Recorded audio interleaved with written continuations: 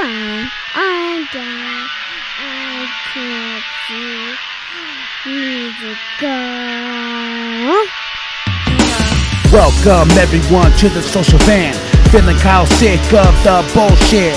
So here they are, reppin' Cplus, ready to turn every podcast to dust. So sit down and shut the fuck up, cause when in doubt, fuck your couch. Welcome everybody to the social vent. Yeah! Up, y'all. I'm sorry the crew's not here today, but they'll be back next week. For now, I'm gonna talk about my crazy Uncle Doug talking about movie commentary for Harry Potter, Sorcery Stone. But remember, the crew will be back next week. Now, let's subscribe. Share your grandma, share your papa, share the bum down Walmart. Whoop whoop. Enjoy the show. Internet, and welcome. We're here for another episode of Self-Inflictions. By we, I mean me, myself, and I. And I mean you're here with me as well, so makes it all the better. For Flixations, I typically take very ill-received movies that I can't get anybody to watch with me. And, I take them on. Well, this one, the only person I couldn't get to watch it with me was Pops. For some reason, that guy just chooses to be real uppity with the movies he will and won't be a part of. Although for some reason, he's willing to put me through some bullshit like Chopping Mall.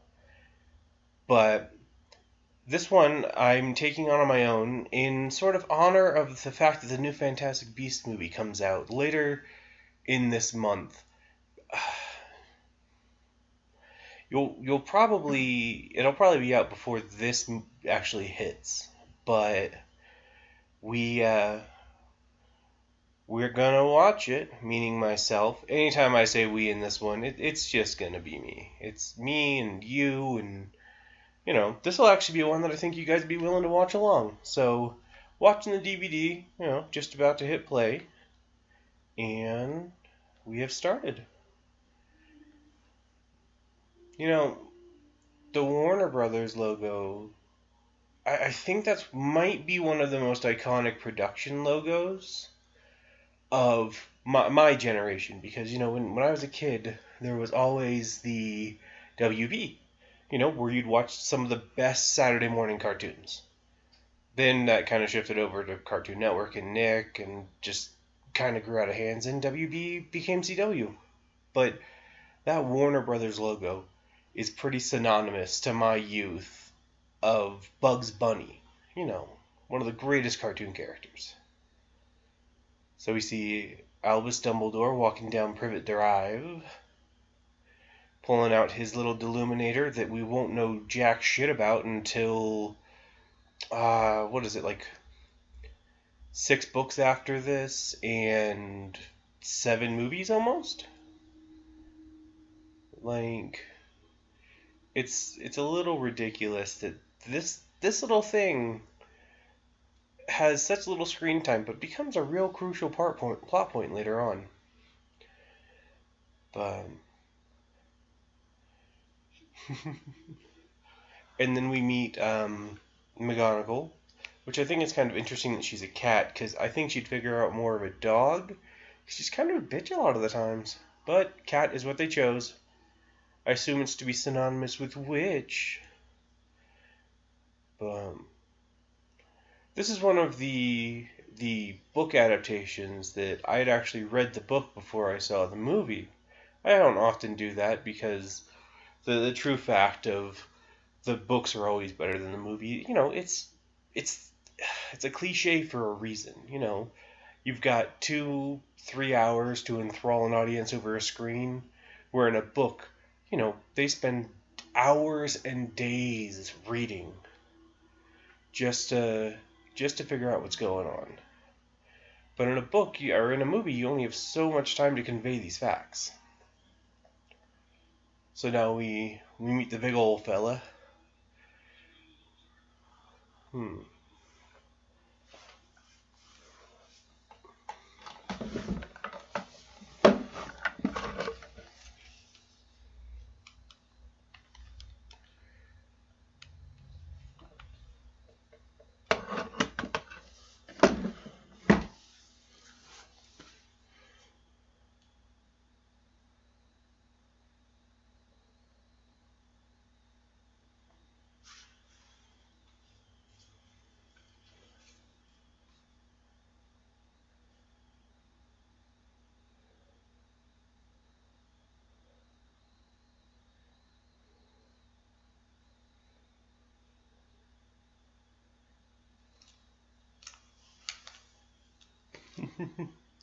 Which, I mean, given the character that he becomes later on, it makes sense that they let him carry him. But the fact that he's a bumbling idiot and he's got a good heart, but I still, like, as a person, would not trust him with a child that small. I'd be afraid he'd sit on him.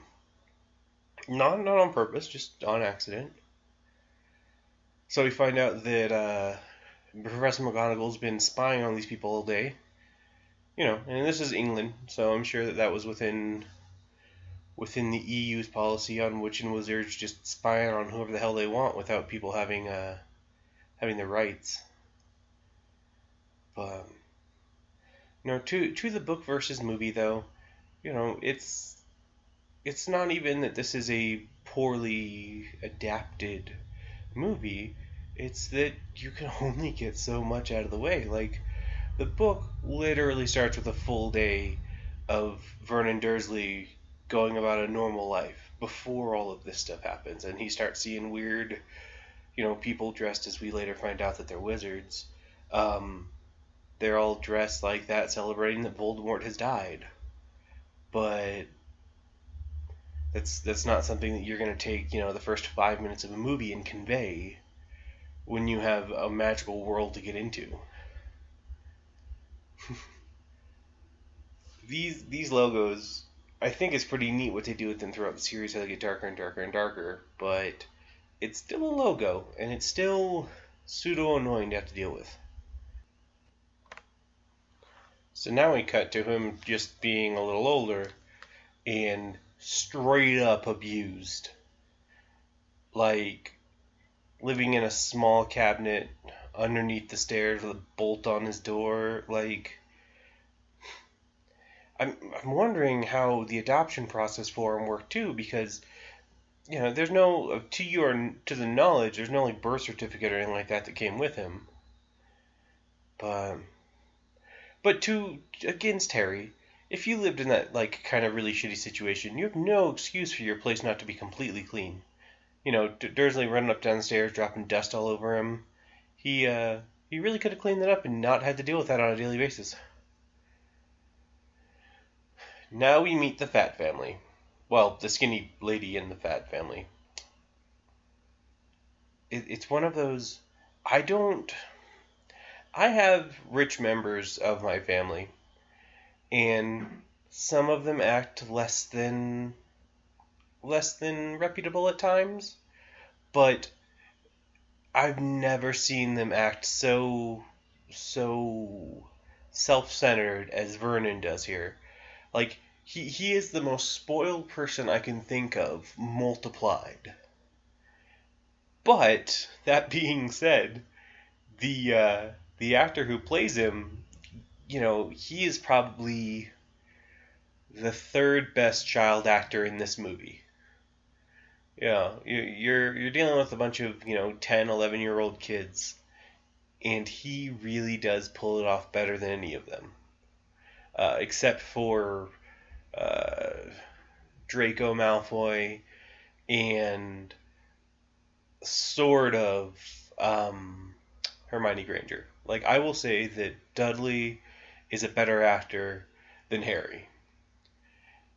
Now, that progresses over time, things change, yada yada. One of them becomes a better actor than the other. Daniel Radcliffe by the end is a very good actor. But you can't expect much out of an 11-year-old, I guess. Now he's talking to snakes, though. Like, did he... Like, is he that lonely that he's talking to a snake? Or was it just random chance? I don't know. I don't know what level you hit where you're talking to a snake through glass, that the snake can somehow hear you and understand you speaking something that you don't understand you're speaking. Or the fact that that snake can somehow read enough to understand that he's bred in captivity. It's these leaps in logic that children's books get away with, but when you show them in movies, they seem all the dumber for it. But... and the uppins for the kid who now sees like a 20-foot python roll by him. I remember when these books first started coming out. I heard a weird theory about Nagini, who's one of Voldemort's pets, was this snake. Like, people were like, "Oh, I think it's the snake that Harry released in the beginning of the first book." And now looking back on it, it seems completely stupid. But it does seem it'd be the funniest thing if he had literally released one of the things that tried to kill him later. uh, yeah, when parents say that your kids have such bad manners they belong in a zoo, this is the ultimate ending to that, where Dudley ends up as a zoo exhibit, and Harry gets blamed for it.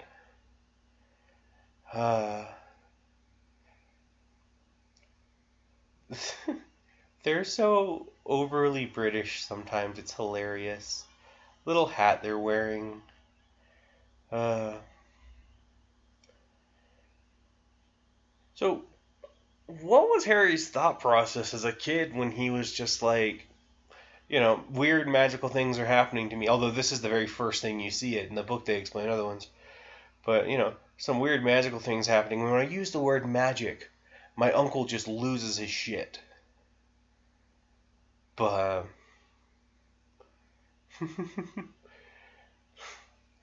also, if you saw something that specifically addressed to you, where it's like your name, where you sleep in the house, and then your address, I feel like I would be opening it right then and there, and then the moment that I looked at it, I'd be like, I think I have a stalker. I think I need to call the cops. Call, what is it in England, 999? Call them and be like, oh shit. It also seems weird that Vernon's the one that's freaking out about this when Petunia should be the key one that knows about Hogwarts.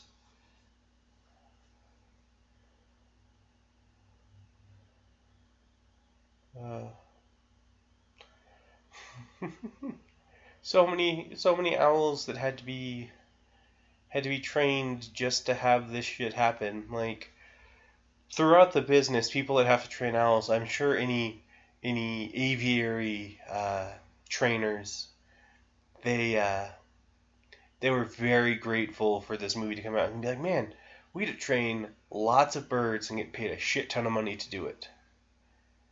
Also, how do you not notice the owls on the top of your car the moment you walk out? Like, there's also got to be a lot of owl shit all over the place. They do live in a nicer house than I do, but that wallpaper makes me really glad to live in my shit shack. And in a matter of days, it seems, just a couple owls with some letters that have no relevance to anyone except for Harry have driven a man insane. Like, I feel like things are getting better for Harry, though, than they were before. So they wouldn't treat him so abusively if the letters had just come and this entire story hadn't happened. Like, things have been getting better. Because he didn't get, like, yelled at for answering Vernon's question. Also, how do so many birds have already dropped off their letter, but none of them had gone through the chimney until then? Plus the rumble effect. Like, there's no reason that should be going on. Also, what if a fire had been going? Like, if it had been a chilly summer day, they had a little fire going, and now there were letters that were flying through a fire. Could have burned down their house.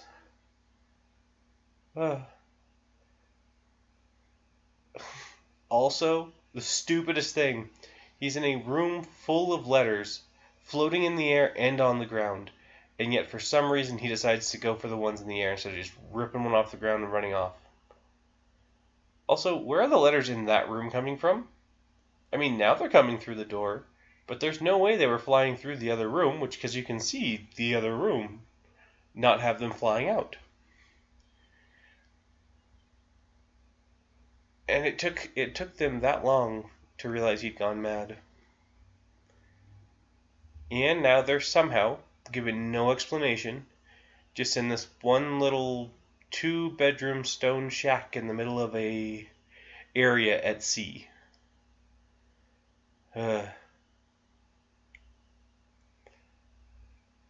And now he's making his own birthday cake out of dirt. We get it, Harry. You're lonely. Oh, I had to watch someone else's watch to see that it was midnight and now I'm 12 or 11 or whatever the fuck. I don't care. 'Cause I'm just lonely. Like, this almost seems like comical overkill as to trying to make you feel bad for a character. Like, if he'd just been in a bad spot there and Hagrid had shown up at 4 Privet Drive and been like, hey, you know, I'm here to get you out of this bad situation for right now, that'd have been one thing. But no, they gotta make this big deal about them going somewhere random that nobody watching this movie really probably cared about unless you're like, oh, it's in the book. But no, now they have to be out here and do shit. God, it's just a waste of damn time. Also, they shot Hagrid in the face, this would be over. Like, I don't know who you send after the giant. Maybe Dumbledore? But, you know, at that point, you've lost Hagrid. You know, shotgun to the face. No magic is defending that. I mean, at least out of the magic he doesn't have.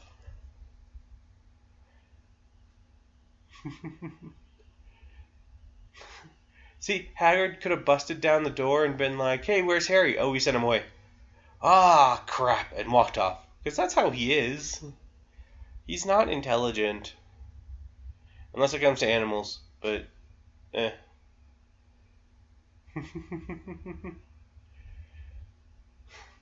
And then, he turned 11. And then, Dudley's just like, I am super scared of this giant man. Oh, wait. He brought cake.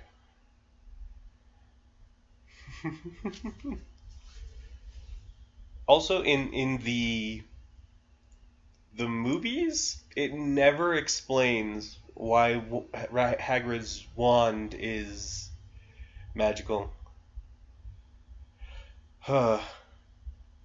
Also, like, that'd be the Penguin's ultimate weapon, think about it. A magical umbrella. Come on, like, Batman Harry Potter crossover with the Penguin getting Hagrid's umbrella. Harry and Batman have to stop him. Amazing. They're both owned by Warner Brothers too. This shit could happen. I mean, this scene inspired so many people to be like, maybe my owl will come for me someday. And just what a lonely existence that shit's gotta be. Where they're just like, you know, what was the line? I'm too old for Hogwarts. Damn, there's a whole thing to it where, like, you don't get accepted to one magical place, yada yada yada. Now my only hope is for the Doctor to show up in a TARDIS and save me, or some stupid shit like that. Like, British television is corrupting young Americans. Realize that shit. You know. Anyone that says that the British Office is better than the American Office has not watched the American Office. I think America needs their own Doctor Who as well. We have our own James Bond, but that's Archer, so make a better one maybe. I also like how Aunt Petunia's just like, I saw my sister as a freak who had magic powers, but I never explained to anyone that magic's a real thing. You know, the whole, you know, if everyone knew that she was a freak, we might have the Salem witch trials again. Who the hell knows? You know, figuring out people are magic and shit like that. People want something surreal added to their life because it's so mundane. But what they really need to understand is that you can make your life special. You can do the things you want to do in life. You don't need to be a goddamn wizard to do it. And now with this muggle, now everyone's like, oh, we're just a bunch of muggles, yada yada yada. Like, pop culture bullshit. I can't believe this movie's made so much money.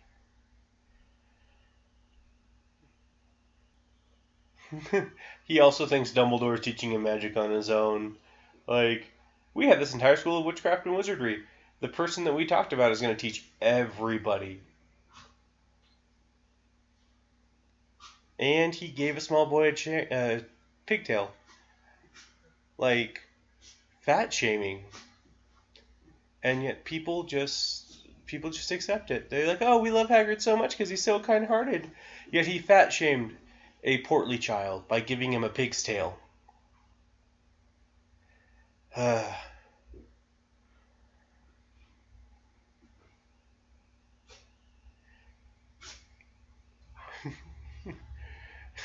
large man just busted into my house, turned a gun up, like the barrel of a gun up, and gave someone a pig's tail. Should I follow him or should I stay with my normal life? I'm going to follow him. And then Harry was raped.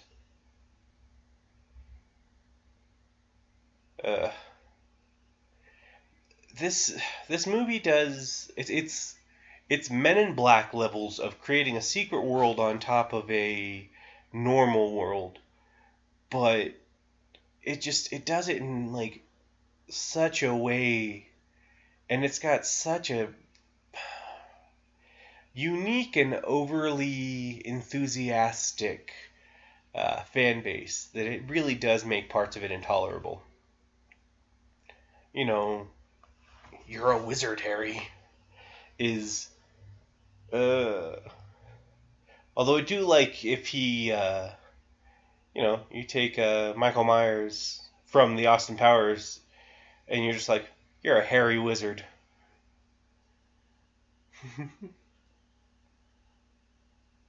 Also, this bar is right off the street in London, and everyone's freaking out about meeting Harry Potter.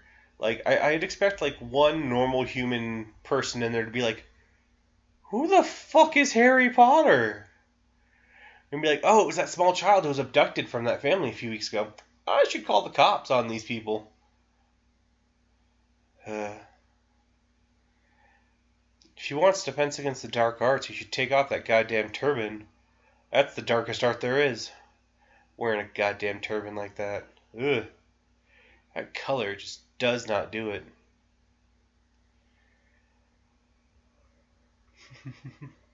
And all the food just left at, like, this is something that with Lord of the Rings, Harry Potter, and a couple other movies always bothers me, is so much goddamn food just left on the table for you to see. Like, they're like, oh, we want to make this place seem lively, so let's have a shit ton of food all over the ground.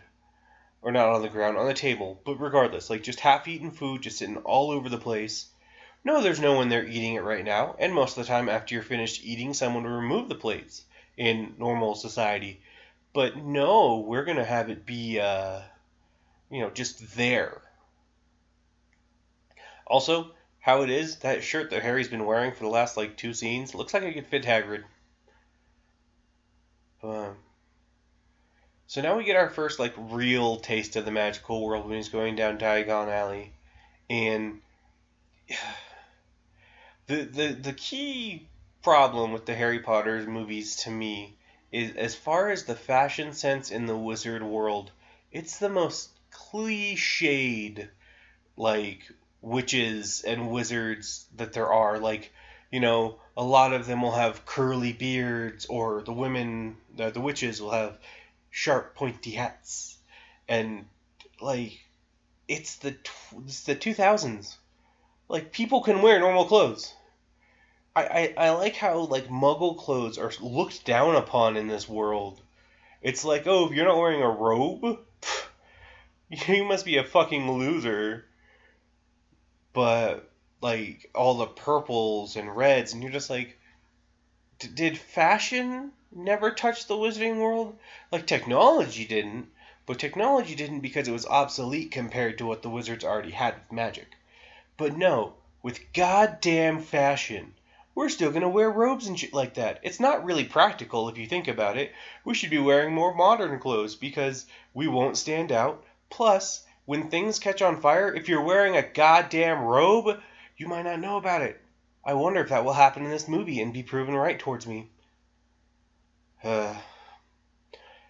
And we meet our first fantastical beast in the goblins. uh, like, some of the makeup in this is really good, but you also wonder if maybe it's a little too good, where this could give small children nightmares, the way these goblins look like. They have these really elongated faces and sharp pointy noses and sharp pointy teeth and these long clawed fingers. Like, I can remember movies as a child that was the horror monster.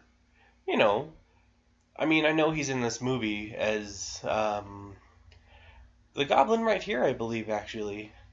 But Warwick, no, is it Warwick Davis? Regardless, he plays the Leprechaun in the Leprechaun movie, and it almost looks like the same makeup. Like, he plays two things in this movie, which is, I don't know. It's hard to tell with how little people are represented in the movies, but like the fact that Warwick Davis plays two of them in this movie, it really does make me wonder if they just, they couldn't find any other better actors that would fit that size. But with the exception of Hagrid, also, that is something to this movie that they try to stick to, is having accurate depictions of the size of characters based on the actors. They didn't pull X-Men where all of these teenage youngsters are actually actors in their 20s. Like, they picked legitimate kids. Now, the actor playing Hagrid, he's not really, 10 feet tall. But that would be hard to come by.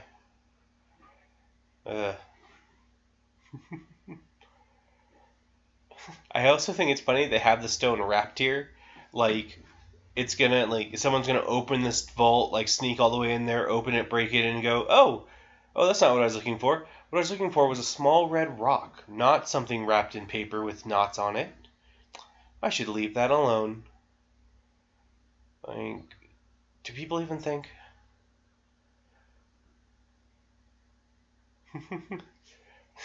Also, Ollivander has been like the one in charge of the wands since 382 BC. Talk about a shitty family business just to be stuck in. Like, you have no means of getting out of that family. You are a wand maker. That is all you can do. Unless you've got like siblings. But one of you is always going to get your ass stuck as being a wand maker. Unless they're saying that Ollivander's been alive for 2,300 and some odd years. But the fact that he looks far younger than Dumbledore, who's only in his hundreds, I assume he's just supposed to be someone who is part of the Ollivander family. Also, he's got this super crazy memory when it comes to a lot of people. Which, I mean, cool, but kind of creepy. You walk into the store when you're getting used to it, and this guy's like, oh yeah, I knew your mom and dad. And you'd be like, how the hell do you know who I am? Like, his scar's not showing? How the fuck do you know he's Harry? That's like his defining feature. And then this part of being a wand maker, showing people wands and having them fuck up your store. And like, if every single one of those wands is a little different, is there like, are you genetically like connected to a type of wand typically? Like, are the two wands he gave him similar to his mom and dad's? Or is it just like, hey, let's just pick whatever? Because then he goes and he finds the one that's like, I wonder if this one's going to make it so you're connected with Voldemort. But, like, how do you pick like that? Like, you have to know, like, because stupid Pottermore, which is how crazy this place has gotten, where they literally have the author of the books making more content to them via the internet just to add to the lore, which isn't bad per se. But it just shows how crazy this fan base is if that's something that is pretty much required. But they say that wands are based off of personality, like they show how the person is. So if you're picking an 11-year-old, that seems like bullshit. These kids haven't even like gone through middle school, and you're already telling them for the rest of their life based on their wand what they're going to be like. I mean, could you imagine that pressure where you're just like, oh, I got this wand, and it means that I'm going to be, brave and unbounding, and then you're just like, but I'm a goddamn coward, or but that doesn't mean I'm going to be like that forever. You're pigeonholing people in these spots. And it's like movies, it's like, I don't know, them getting put in their houses later, where you're just like, it's bullshit. You're picking these people based off characteristics they have at 11 years old. Do you remember how you were when you were 11 years old?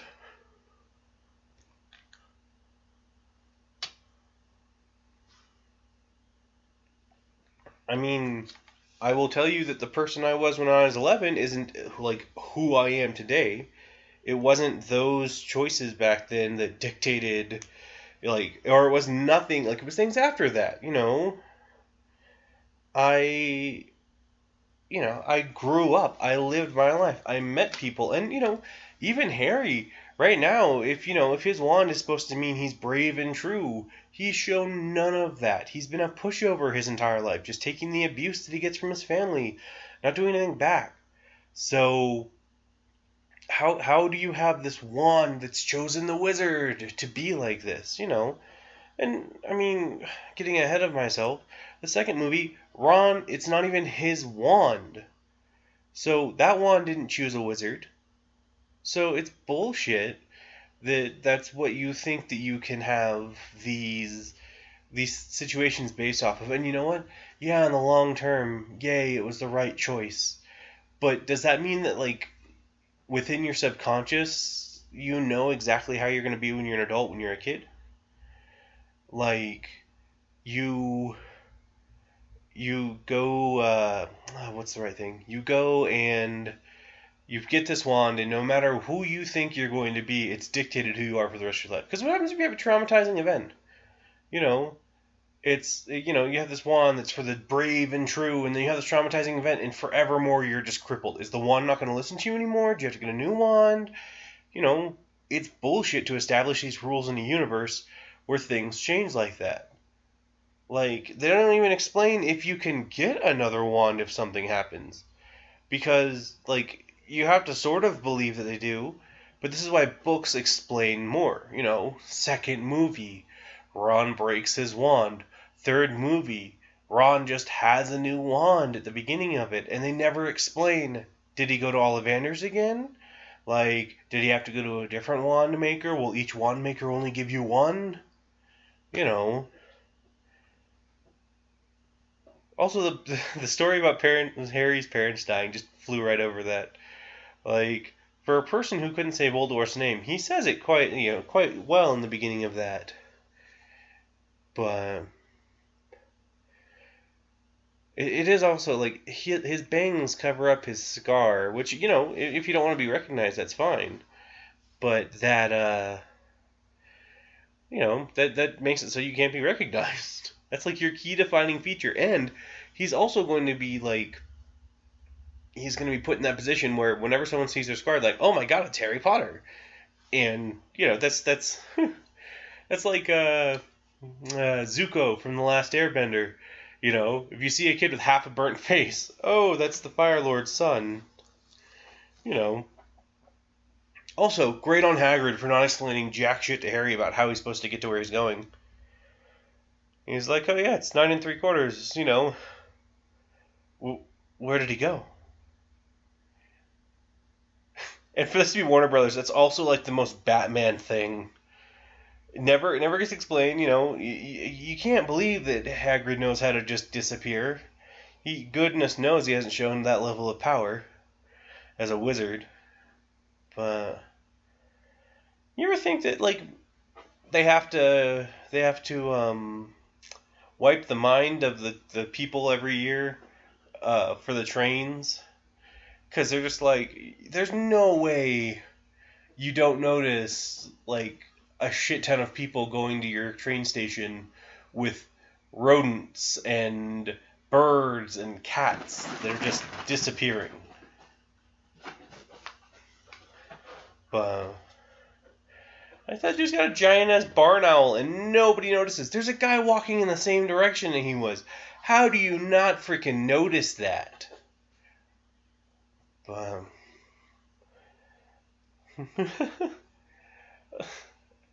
also, telling your mom when you're identical twins that you're not one, you're the other.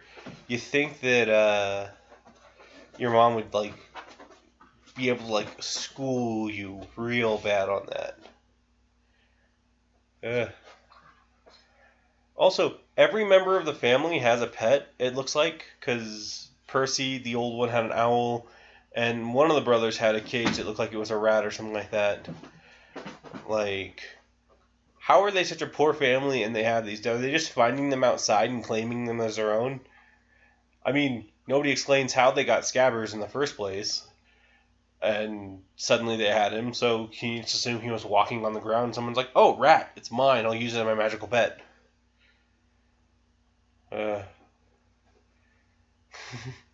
One time walking through an invisible wall, you'd always, like, second guess if the walls you were going is invisible or not.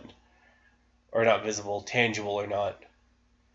I think it'd be funny if they did that all the time as a practical joke and just had, like, an entire building that wasn't actually there. It was just, could be walked through.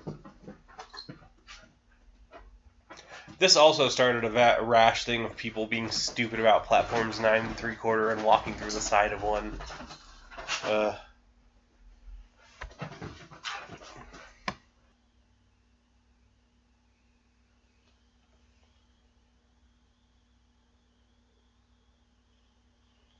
And now we're on the train going down. So, I don't know. It seems like an oddly impractical way to get the kids to school, with all the crazy ways you figure out later.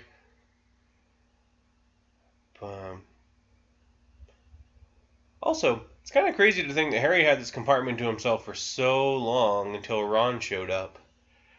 Because, like, in later years, like, everywhere else is full. And they have to, like, sit with one of their teachers one time and all that bullshit. And you're just like, oh no, our first year, I guess there just wasn't enough people in pretty much the baby boom after the Dark Lord came into being. And then another thing that, poor shaming, first and foremost. But another thing that became a big thing after this movie was all of the candies it did too, specifically the Bertie Bott's every flavored beans, where like you couldn't go to a place that had a checkout section that wouldn't have some of them just sitting around. Although they never went as extreme as the movie does. You know, they always had like tame flavors, and I gotta be honest, like I'm sure there's some out there, and feel free to send it to us so we can try them. But all of them seem so tame. Like, and then you got the ones in the movie. They're like, yeah, no, you know, earwax, booger, yada yada yada. I'm like, I'd try it, just to say I had. Oh, and then a chocolate frog. What is the practical source of having a frog that becomes a piece of chocolate that is a frog that becomes anthropomorphic and can just run away?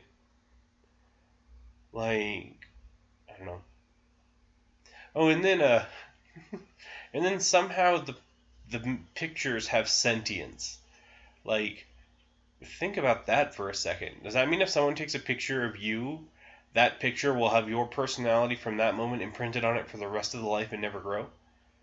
Like, you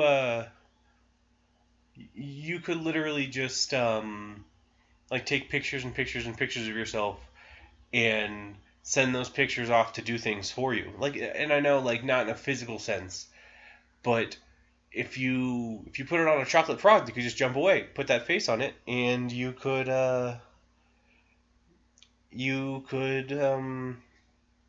like send that frog off somewhere, and it could be you, and it can discuss things with people. or at least like give visual aids as to what it's about, because they can still move, and they move as though they have free will. Like, it doesn't seem like they're set doing the exact thing. Also, first time you meet someone, rule of warning, if you have something that is considered a weapon in your world, such as wands are, yes, they're practical devices, but they can murder people. Probably not best to point them directly at someone's face.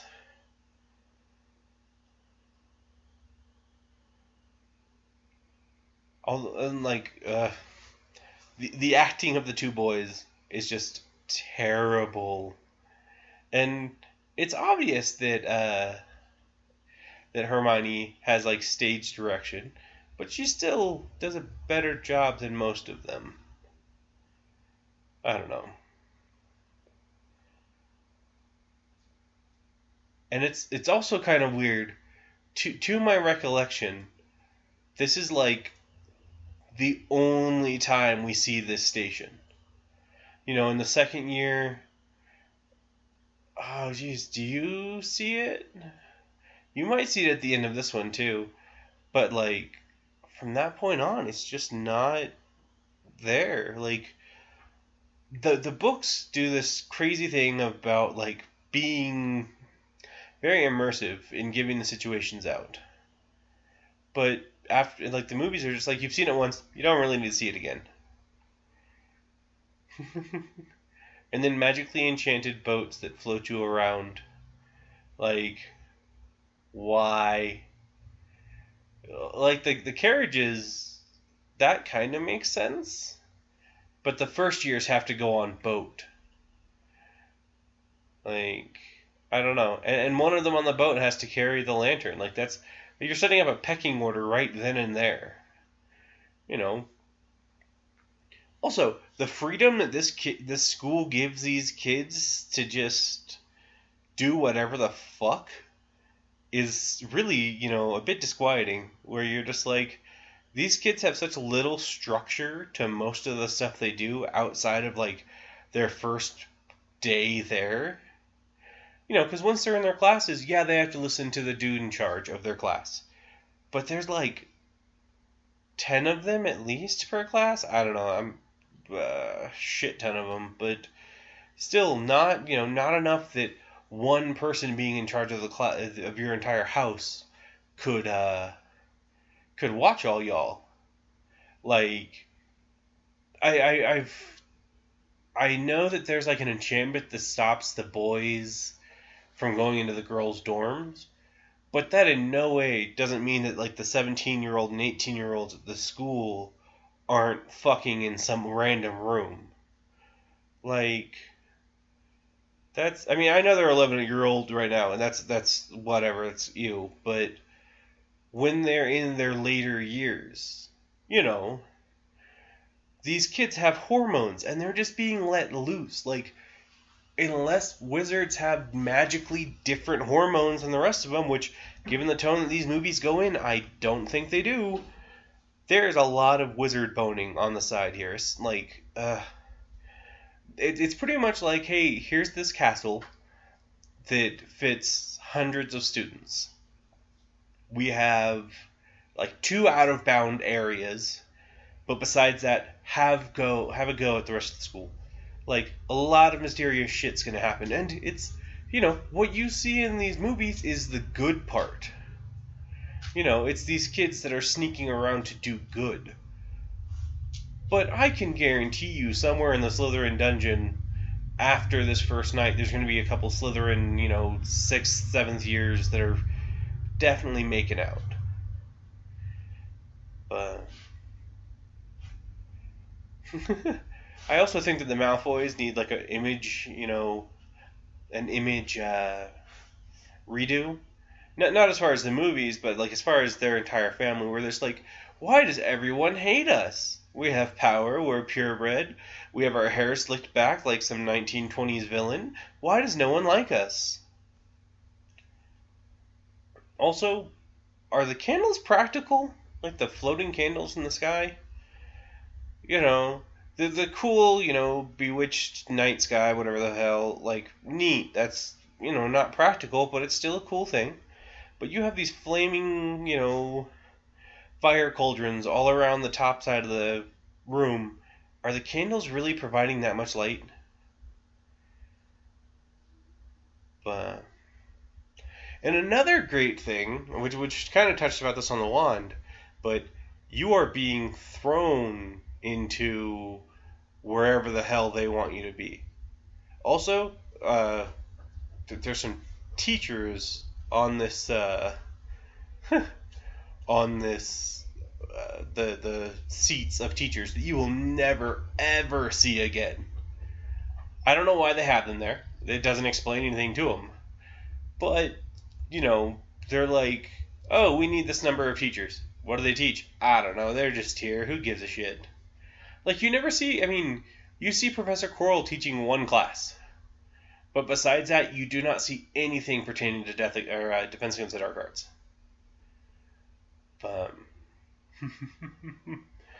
And now we're going to decide your future pretty much right now. With you having to come up here and have your personality at the age of 11 read. And dictating to you where you will be in this school for the rest of your time here. And you have 4 choices. You have the looked down upon Hufflepuffs, who are just good at finding things and eating. You have the Ravenclaws, who are the super smart ones, but evidently not very brave. Then you have the Slytherin, who are super ambitious yet douchey. And then you have the Gryffindors, which are the good guys. Like, it's not to say that people in the other house aren't good. Like, there's some people from Ravenclaw and a person, at least, from Hufflepuff, which are good people. But the rest of them are just noise, Who gives a shit about the Hufflepuffs? Who gives a shit about the Ravenclaws?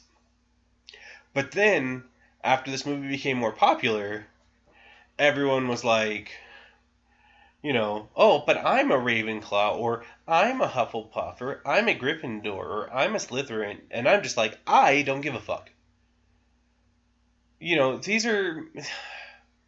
There's escapism, and there's just being stupid.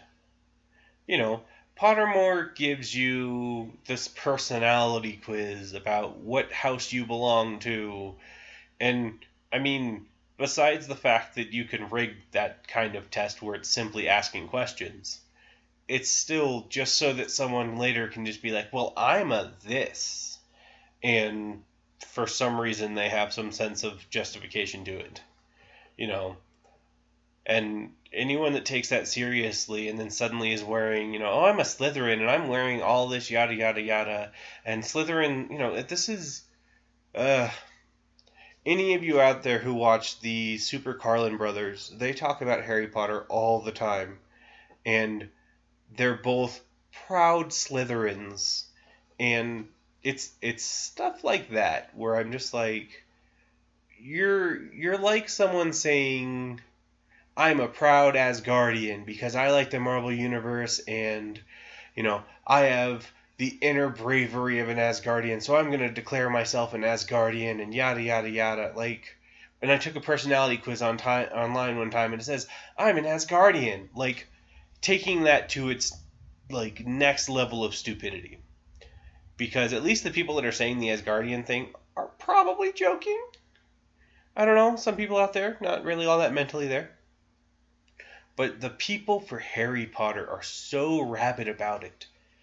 And it's especially funny because, the Fantastic Beasts opens up this fact that, there's an American school now. So you're just like, well, that just means pretty much if you're American and you thought you were a Hogwarts class, or a Hogwarts, damn, what is it called? We literally just talked about this. But you're you're in one of the Hogwarts houses. Well, you're fucking wrong, because you're part of whatever the American school is called.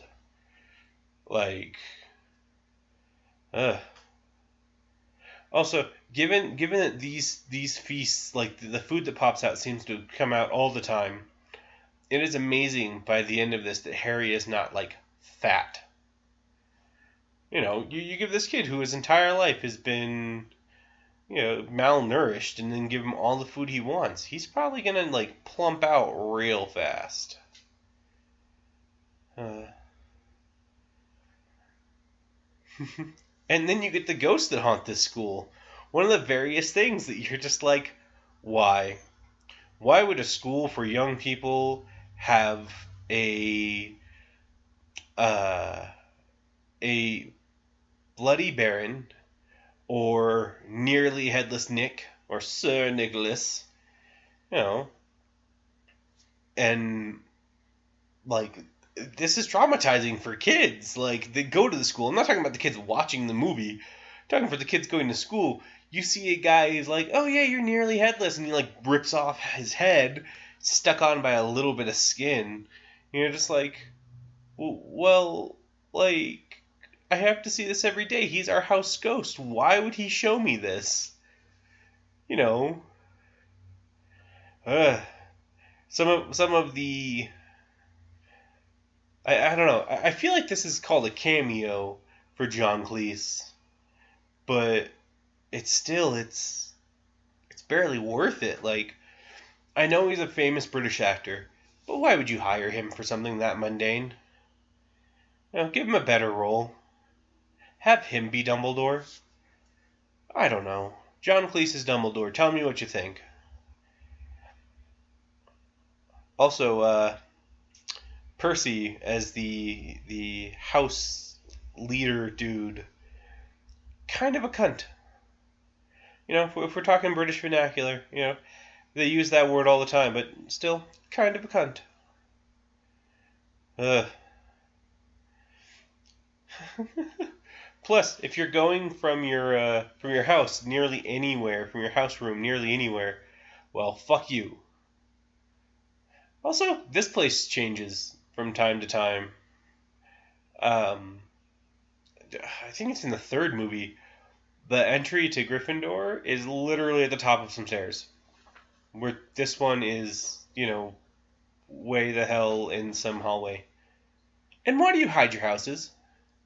Like, unless every year has their own house, like first years will be in this place, second years will be in this place, third years. So you have 7 years by 4, that's 28 different places for them to stay. Cool. But why are they hidden? Like, if you're worried that much about other classes invading your house's place, get better security for it. Like, they have a portrait that won't open unless you give it the right password, and it should just be based on who the person is. Why do you have a password when you can just be like, this person is Harry Potter, remember Harry Potter. This person is yada yada, remember yada yada. And I know there's the Polyjuice Potion and all that shit that happens in the second year, but by that same right, if there's 3 people showing up, and 2 of them are Polyjuice Potion, and 1 of them is a real person, the door's not going to know who the fuck to trust. So it doesn't matter at that point in time. So now, almost 50 minutes in the movie, for Harry Potter and the Sorcerer's Stone, we have him attending his first class. Because who doesn't want to join an exciting and riveting world of witchcraft and wizardry that involves going to class? And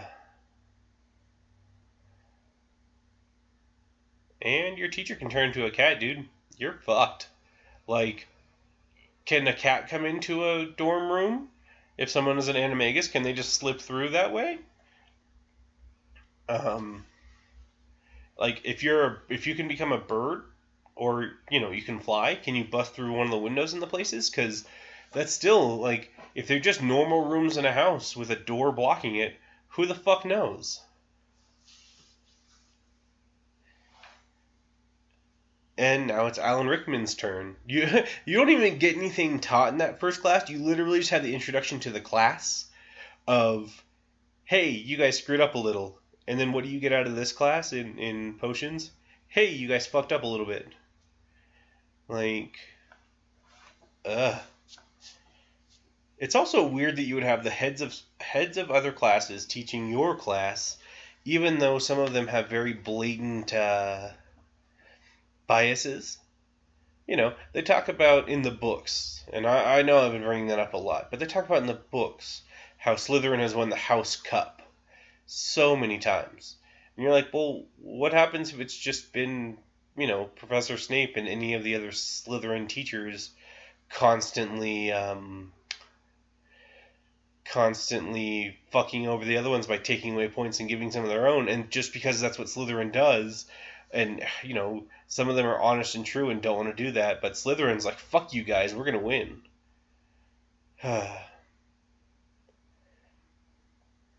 Also, it doesn't seem like they do, but Hogwarts, probably one of the biggest criticisms I think that their school has and they would need is they need, like, a counselor. Like, and I know Dumbledore sort of is. Like, it's the funniest thing is that the head of your school is also your counselor. But they, instead of that, they just decide, hey, these kids are emotionally stable enough at the age of 11 to deal with whatever on their own. Fuck them.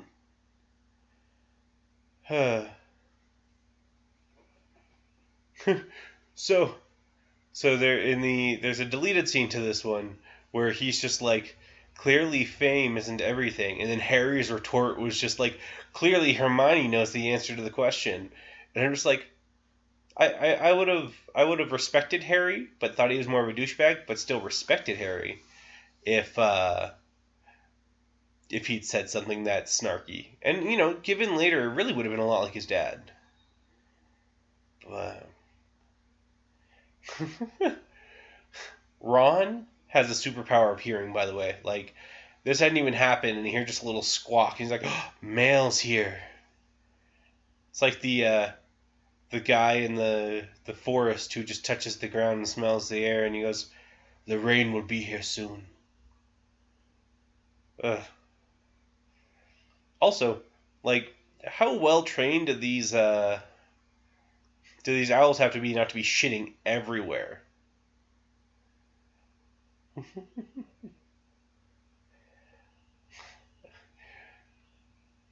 So, like, it seems weird, but it looks like Ron is having the newspaper delivered to him. Like, what the fuck 11-year-old cares about getting the newspaper? If it had been like the oldest brother who's like uppity or whatever, okay, that's fine. Also, when you're giving a report about something being stolen, you don't say whose shit was being stolen. Like, I know that's a pseudo critical point in this, but you don't give away that information. Also, Harry, Hermione, and Ron give that look to each other when at this point in time, Harry and Ron don't give a shit about Hermione. Like, she looks over that and, like, the response to them should have been like, what are you looking at? They don't like her. She's not a friend of theirs at this point in time. The only interaction they've had was that she fixed Harry's glasses and was kind of a dick to Ron. But it's also, like, shows Harry's one positive attribute he has just naturally is riding a broom. Like, honestly, to me, that'd be the funniest thing where it's just like a kid goes to a new school and he finds out he's the longest long jumper. And you're like, cool. That in no way helps you with the curriculum of this school, or becoming famous outside of maybe being in the Olympics someday. But good for you, you got something you're good at. I mean, it's better than Neville, whose key attribute is that he's shit at everything. Like, I want Neville's story over Harry's, because Harry's one of those people that just kind of, as much as he gets made fun of for this, he just naturally gets everything. He's just illustriously known because his parents passed away, but he himself has done nothing. Like, I mean, even when you find out about, the night that Voldemort tried to kill him and the spell rebounding, it wasn't Harry. Harry didn't do jack shit. It was his mom. Like, he's famous because he's related to someone famous. That's Draco pretty much at this point in two, is that he is, popular because his daddy is powerful. Not, like, magic-wise, but, like, connections-wise and shit like that. It's funny, because, like, I don't know if Lucius Malfoy casts a single spell throughout this entire series, even though he tries a couple times. Like, at least Draco gets some spells off. His dad's just shit. But... and then you get Harry standing up to Draco, and Draco being like, haha, fuck you! I mean, there's spells to get, things down, and if Draco, like, put shit on the roof, I feel like the best course of action here would have just been like, hey, put it on the roof then. I don't give a crap. Like, I don't know Neville that well, and I could get expelled for this shit and have to go back to my shitty family. Like, the stakes in this case are so stupid. Where Draco's like, and Harry's like, I will risk everything for this glass orb, for this dick that I don't even know. And then the teacher, they're in the middle of the day where classes should be taught. Doesn't McGonagall have classes she should be teaching? Because that doesn't look like a classroom. And also, the amount of circumstances that have to go together for this situation to work are Neville has to break his arm, Draco has to be a cunt about it, and McGonagall has to somehow be doing her work at that time. And somehow just freaking fly down there. How fast was she? Because she couldn't teleport it.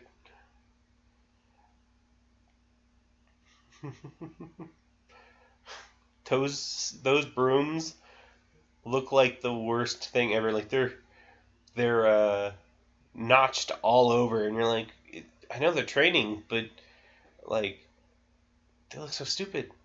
Also, biggest question I leave this movie with is, what was he doing with that iguana? What do iguanas have to do with the Defense Against the Dark Arts? Like, please, explain this to me. Like, are they strong against them? Are they a symbol of evil? But, like, there's divination where you're typically talking about the connection that animals have to certain things. So what the fuck does the iguana have to do with anything? Do they just want a scene where there's an iguana? Like, come on. And now we're getting hyped up over a wizard sport, which, the book, and I don't remember if the movie does it, but the book very heavily compares it to British soccer. And you're just like, so is that the way that you ingratiate yourself to people? Is to have your sport pretty much seem like a unnecessarily dangerous version of a normal sport that's very popular in your country? If we made an American magical sport, would it have to be like football or baseball? But instead of hitting the baseball, you're actually hitting a tiny shark that if you miss it might bite your arm off. And when you do hit it, if it flies out into the outfield's actually the ocean. And it's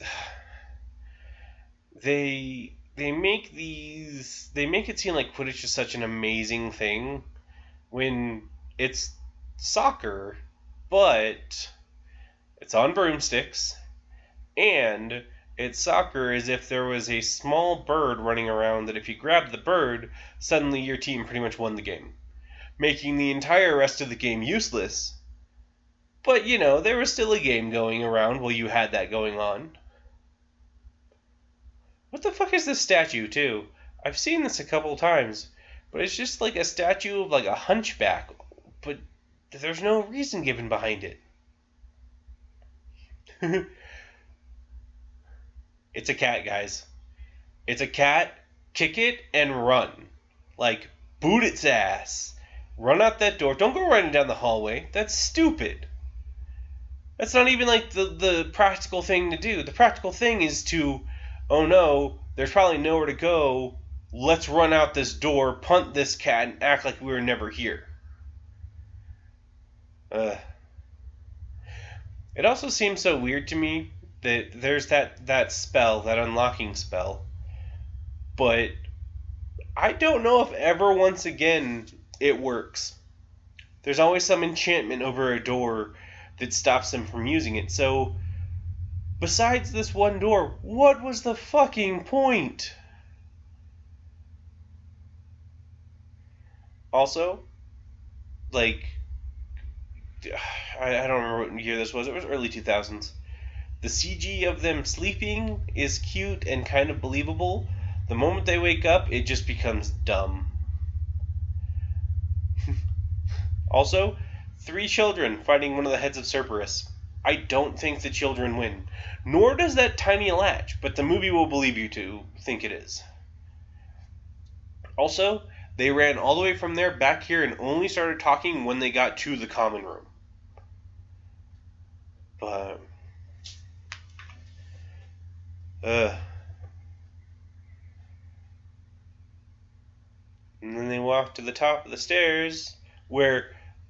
Actually, in this one, I guess there is nothing stopping the boys from going into the girls' dorm. Because they're literally just a door across from each other. Also, that delivery was just terrible. Like, she might not be one of the worst ones, but she is still not a good actor at this point in time.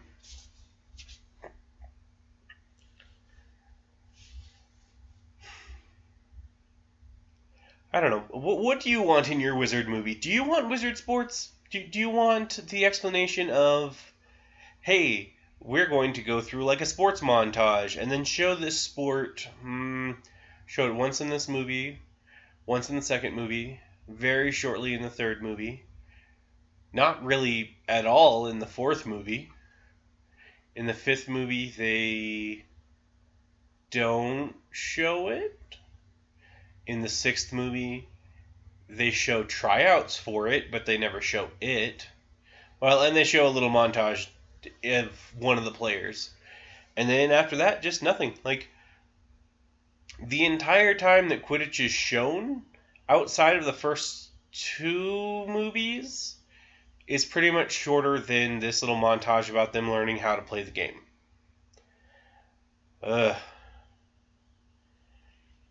Also, that was some broken ribs right there. The fact that he caught that, he is dead.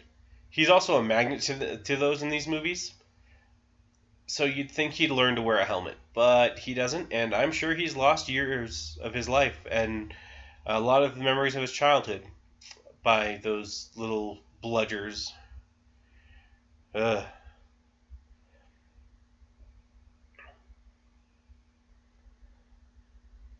And then we have the Golden Snitch, who, I mean, that name just sounds stupid. Like, a snitch sounds, it's a snitch, someone that tells on someone. Why is that an important thing? Like, and maybe the British term for it means something different. Maybe it is a small bird. But you should look at the translations before you give a name to something. Call it the golden hummingbird or some shit like that. Like, that's what it fucking looks like.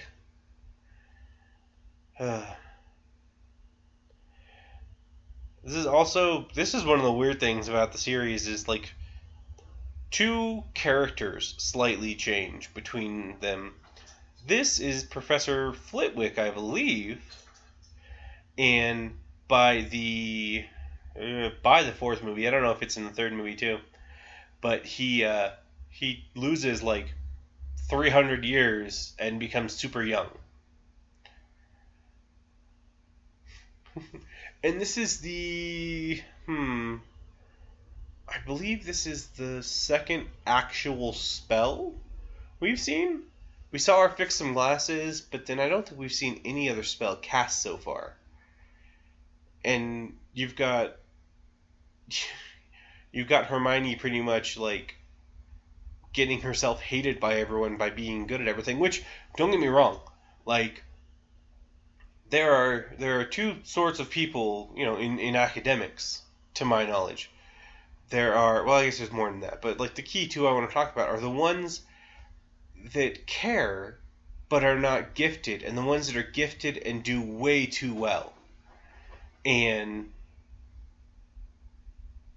like, the ones that do just exceedingly well, like, it's not fair to some people, and I know life isn't fair, but, like, if you have a person like Hermione, who, she's only been a witch to her knowledge for the last, like, couple months. She got her letter about the same time Harry did, which was in June, and somehow now she knows so much about the wizarding world. But Ron, who's been part of the wizarding world forever and everything's kind of second nature to him, he doesn't know things that well because he hasn't had to study them, and he doesn't have the means, like the mental means, to remember all this stuff. But then he gets met with someone who's just so much better than him. I don't blame him for being irritated. Yeah, it was kind of a dick what he said about her. But he's 11 years old. Are we forgetting that these are children? Like, of course they're going to be dicks to each other. If you have one kid who's outperforming the rest of them, everyone's going to beat them down verbally because they're not as good as they are. So it's not Ron's fault about this. They're 11 goddamn years old. Teachers need to be doing better. They need to have more than, like, 12 teachers to watch 100 students. And yeah, they got the prefects, but that's like, I don't know, 3 students? I think it's like 2 are picked from the upper years or some bullshit like that. I don't even know. But not nearly enough people watching these kids. Not nearly enough people caring about these kids. These kids are being abused by each other. Like, this school is shit. I would not want my kid to go to this school. Yeah, my kid could have magical powers. That's all cool.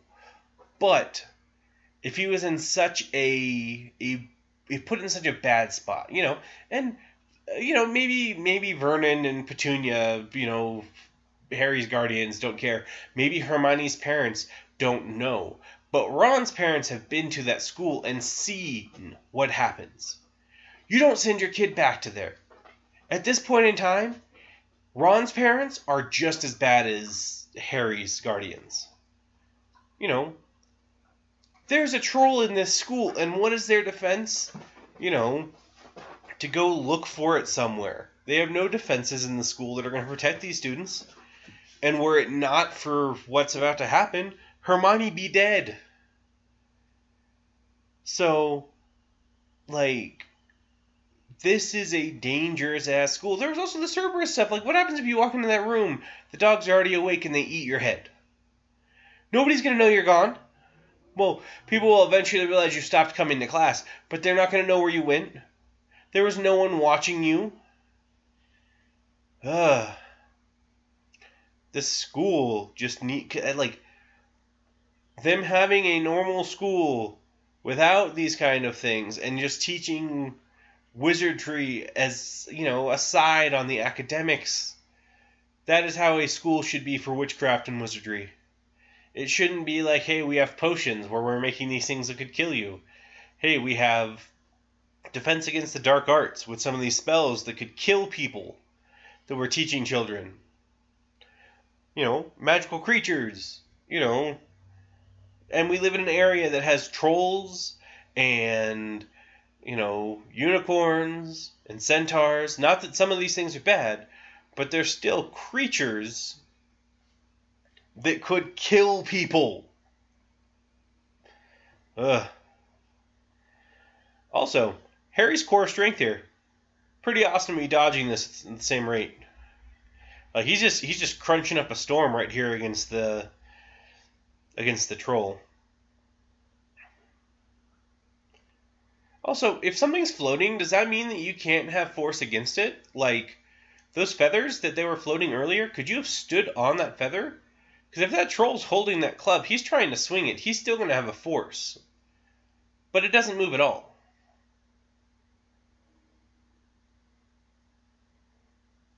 Also, if trolls are supposed to be so stupid, how do they find and make their own clothes? Because those aren't just normal things. That looks like it's patchwork together with sewing. So is there someone that just goes around the forest and puts clothes on trolls? Is that a job in the magical world, to be a troll clother?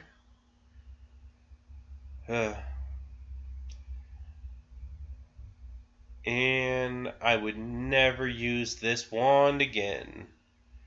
Like, he wipes it off on his robe when they're in a restroom that probably has some means of drying things off. Also, Hermione explaining this falseness as opposed to the truth of,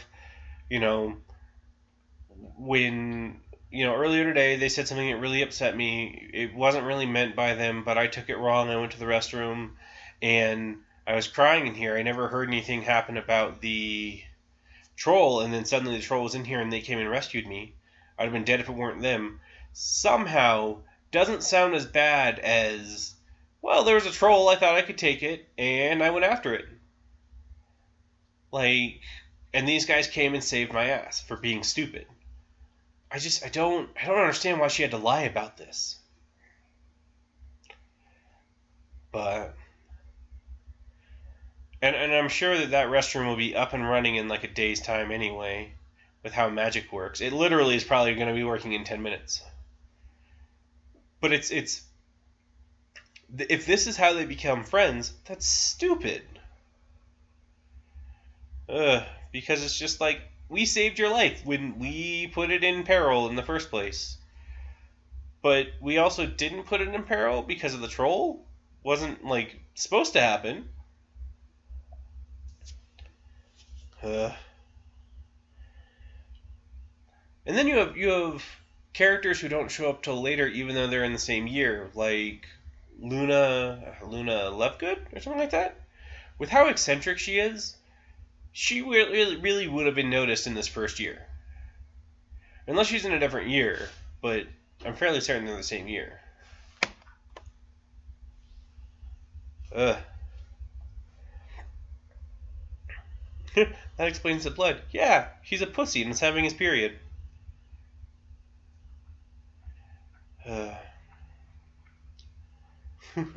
Why is Snape limping? Because of the blood. What do you mean? The blood's not in his leg anymore. What do you mean? Did you not take basic wizard sexual health class yet? I mean, come on, Hermione. It's hard. I will be honest. This is one of the ones that's, you don't want to make sex jokes because they're 11 years old. But teachers are fair game.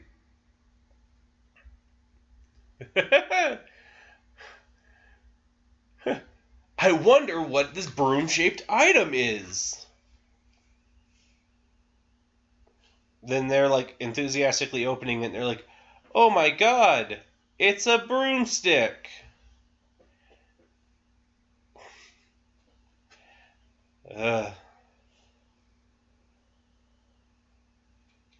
Also, he believes it's given to him by McGonagall, but he doesn't know.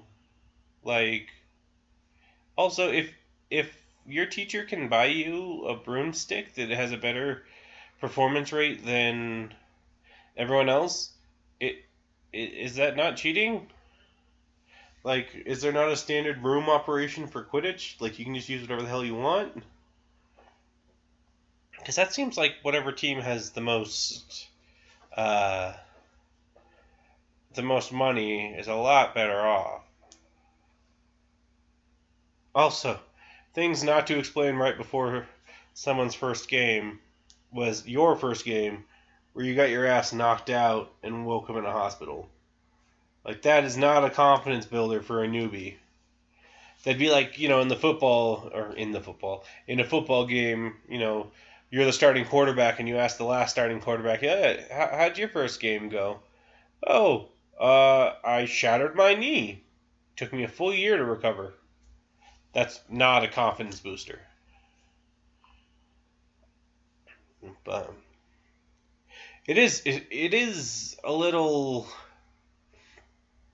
unfortunate that pretty much everybody just hates Slytherin. Like, that's the thing is, Hufflepuff and Ravenclaw and Gryffindor are all against Slytherin. They just hate Slytherin, and you're just like, you guys need to rebrand.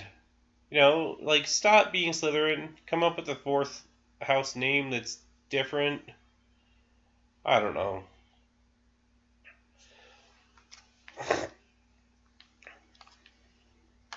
They also know that Slytherin's going to be a bunch of cheating dicks, and the guys are just like, us. I wonder if there's ever been a game where they kick that box open, the bludgers fly out and just take out the ref, or just take out two of the guys in the game. Like, this just doesn't... When you have pieces of, objects that have minds of their own, the game is never going to be 100% fair. Because, the second movie, someone bewitches the freaking bludgers to go chasing, or one of the bludgers to go chasing after Harry. And you're just like, well, why don't more people do things similar to that, but make it seem a little less obvious? Make it so that the bludgers will follow the person they're hit towards, but target their head specifically. Harry Potter almost falling off his broomstick. If only that was the only time. Also, just kicks the shit out of that person. This is a full contact sport in any, capacity. The boy's got a lovely set of teeth there. All three directions they go. But... also, as good as the mythical Cerberus was made, any human beings in this match that are not real are very blatantly unreal. Ugh. Also, if that ball wasn't going in anyway, that was going to fall before. But if you can just do this where you take the bludgeon thing and knock out the dude in charge of the goal, why not do that every game? Start the game like that. Be like, hey, let them go score down. We're going to keep one of the little guys and just knock the shit out of the guy in charge of goalkeeping. Then we'll get all the free points we want. There's no one blocking the goal now. Just beat the shit out of them. This seems like it's as underhanded as they're making Slytherin seem. It seems like as nobody got fouled. It seems like a reasonable strategy. If it's supposed to be so full contact in your wizards where you can mend bones in an instant, go fucking full contact. Beat the shit out of each other. You got Dumbledore there to stop someone from falling. Kick someone off their broom. Just fucking Spartan kick them off their broom. Don't even just bump them off. But...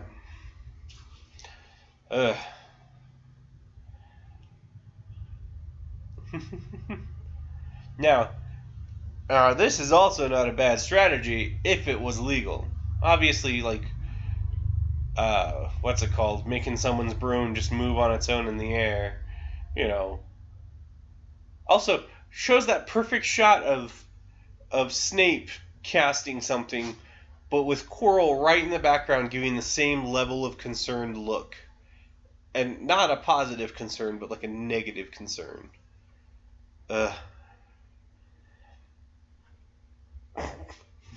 And this is what happens when you have a 10-year-old or 11-year-old try to emote being thrown around.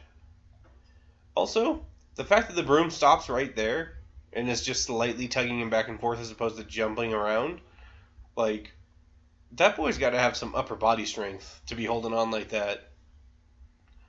So, I just see 10 years after this, he should be a jacked Harry Potter. And the guy doesn't immediately notice that his stuff's on fire. Oh my god, Snape! You're so hot, you're on fire! Oh yeah, there's also something that I was thinking about with this movie. Is, there's a reason that all of these actors are British children. Because if you tried to have an American actor and told him to do a British accent, Oi! I just don't see you being quite right, Harry Potter! Like, it'd be the funniest thing to watch the American adaptation done as though it were in Europe.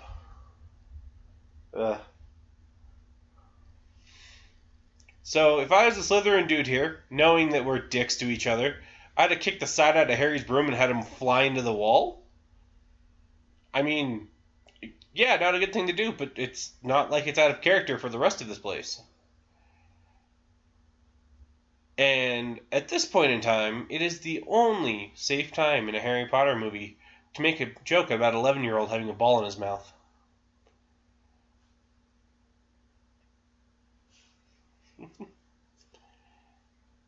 The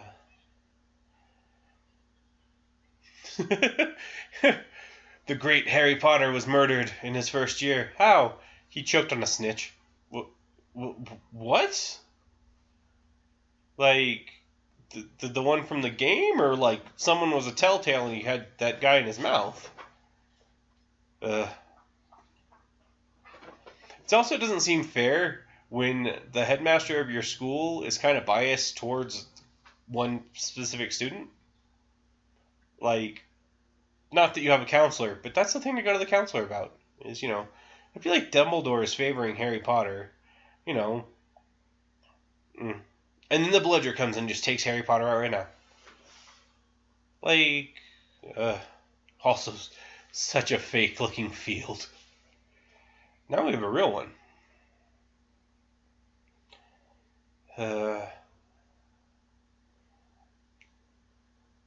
And now in defense of Hagrid here, if I had a 3-headed dog, Fluffy would still probably be its name. Unless it was a hairless dog. Then probably Skin. I don't know. I'm not good at naming animals. I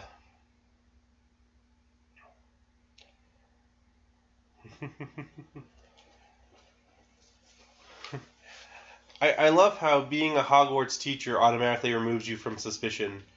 Because, nothing bad has ever been part of being a Hogwarts teacher.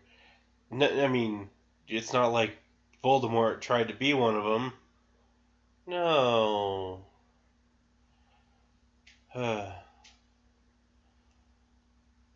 Also, why, with how stupid Hagrid is, why would people tell him any of this information about, Nicholas Flamel and crap like that? You're just asking for someone to figure it out.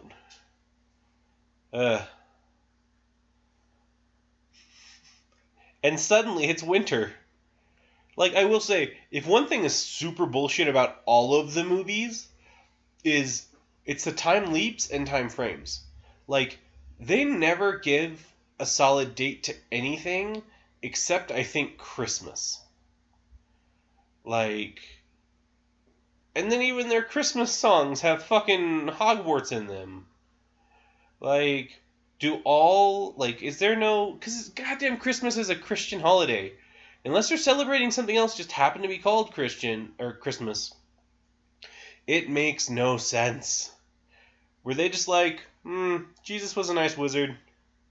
Oh, damn, think about if that had happened. If that's what J.K. Rowling came out. It's oh yeah, Christmas is a really big holiday for us for the wizards, because, it's the day that one of the most powerful wizards ever was born. Jesus, was a goddamn wizard. And he had the power to bring people back from the dead and shit like that. Could you imagine if J.K. Rowling just came out and said that? Ugh.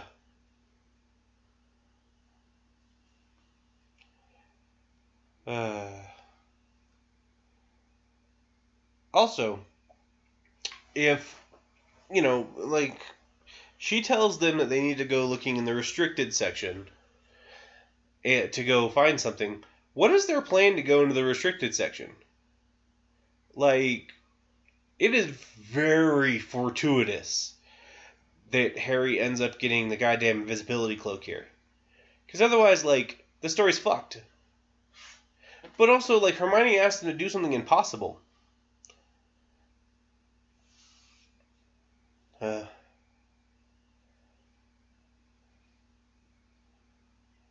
Now, that line was probably the saddest line in the entire series of Harry Potter. Was when Harry was just like, I've got presents? Like, of the various things that Harry has had to go through, the fact that he is mistreated is not new. But the fact that there's been no one in the first 11 years of his life, in the wizarding world or otherwise, that decided, it's Christmas, I should send Harry something. You know, fuck the wizarding world. Harry should have, like, a backlot of, like, gifts from hundreds of wizards being like, thank you for saving our ass. You know, you are a legend among us. Thank you for saving our ass. But, like, he is quintessentially the celebrity of the wizarding world because of what he did to stop being the most powerful dark wizard. Yet, like, I get, as stupid as it is, I get Dumbledore's thing of, well, if he grew up in the wizarding world, he would be a lot different. He'd honestly probably be a lot like the Malfoys. But, given how James gets described in these things, it wouldn't have surprised me if he had been raised in the wizarding world, if he'd come out like Malfoy anyway. You know, as stupid as this is, it's kind of fortuitous his parents died. For the sake of him not being a dick as much. I mean, he still is a dick. He did a lot of dickish things. Like, it's a little crazy that he is the hero of this story. Because Kid Harry Potter, that's fine. That's, you know, he's trying to do nice things and help others. You know, almost adult Harry? Kind of a cock. But, this is the restricted section of the library. I have no magical books that can move around. Ghosts exist. Let me just open shit. Also, like, I just got this brand new cloak that makes me invisible. Let me put something that could light it on fire on top of it.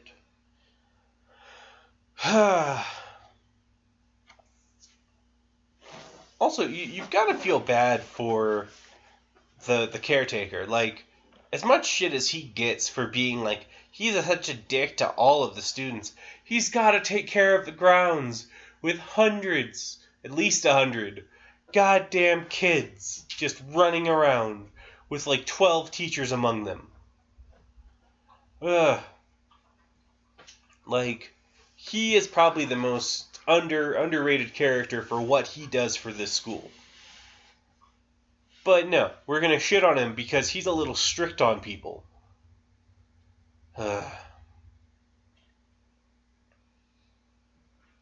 And somehow the cat can see through the invisibility. That's neat. Maybe it smells him? I don't know. But also, shouldn't the cat be right behind him and just jumping on him right now? From Quirrell and Snape's perspective, the cat just clung to something in midair as that nothingness just starts screaming, ah! Dude, this cloak of invisibility does shit. It'd be really funny, too, if it was like a one-off joke where, like, it only remains visible for an hour, and after that, people can totally see you. So someone was just playing a joke on Harry.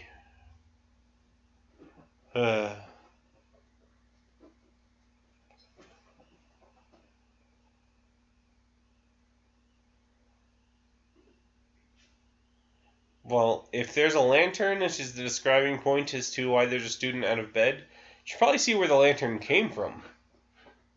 Or maybe have some goddamn security Makes it so kids can't be running around at 2 a.m. in the goddamn morning looking at restricted shit.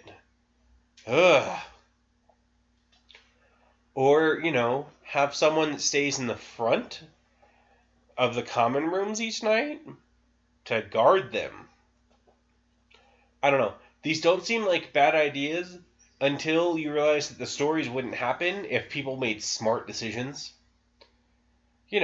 If Harry, at this point in time, just goes, "Hey, Dumbledore, I think Snape was going into this room with the three-headed dog."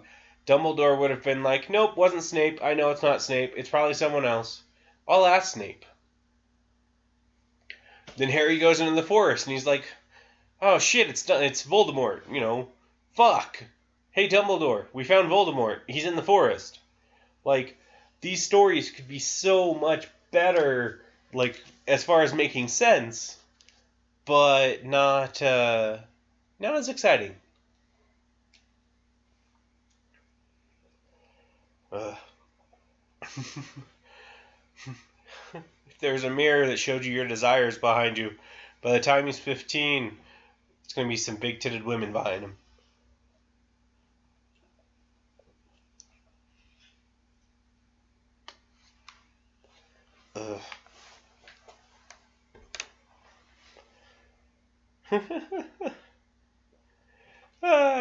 He's in sorrow. My mom and dad are dead. Oh man, that'd be another good part to the Batman v Harry Potter. We both have dead parents. Mine was killed by a Dark Lord. Mine was killed by a crime-ridden alley. We're not so different, you and I. Let's team up and fight Joker Mort. I don't know. Still be better than Suicide Squad.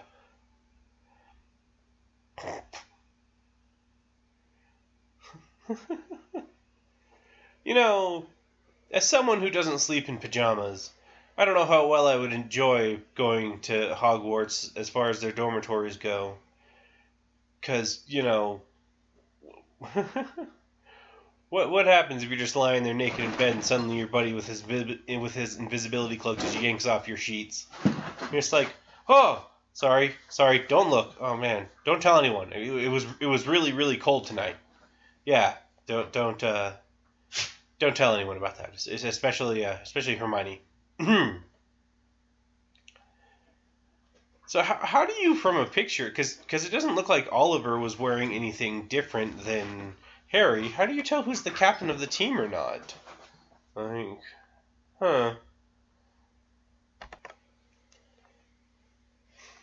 Now he just sits in front of the mirror with his parents presumably sitting beside him. I don't know. Who comes up with I'm going to make this mirror that shows you the things that you want, but like anyone that's actually humble, you're fucked. Because you're going to see something that you can't acquire.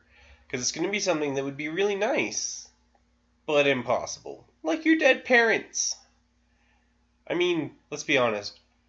Harry, Batman, Superman, maybe Tony Stark. All these people would sit in front of that mirror and see the exact same thing. Like, just them with their parents. And like, that's fucked up. But, it doesn't make for a good plot point out of, like the truth. What is the purpose of us showing us this mirror? Like, also, how does he know what his parents look like? Enough to have that. Because it could have just shown two random people behind him. One of them with glasses, the other one with a scar on her forehead. And he'd be like, "Those are my parents." Like, if I was, a year, some odd, I think he was a little over a year old when his parents died, I wouldn't remember what they look like. Especially considering his cunt of an aunt and uncle don't let him have pictures of them. But, also, this later becomes the last trial for finding the Sorcerer's Stone, but why was it not already there? You know, you're like, oh, well, we've got the giant three-headed dog and a bunch of other things in front of it. We don't need the mirror. And suddenly it's like, let's have the mirror. Gives no explanation as to why, except for some 11-year-old was looking for it. Wow, that is a fake bird. Like, I don't know. The reason that I'm okay with some movies coming out later than what they could have done is that most of the time practical effects and CGI get to a certain point. Why could they not have had that bird just actually be flying? Is it impossible to get an owl to fly when you want it to? Because in the beginning, they had all those ones of the Dursleys, and those looked real.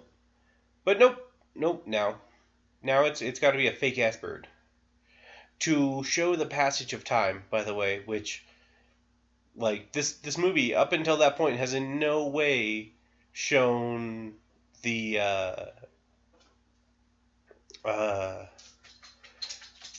there's no way shown the passage of time. Like, they suddenly decided to do a different way of showing it. It's just a different transition, but it still sucks.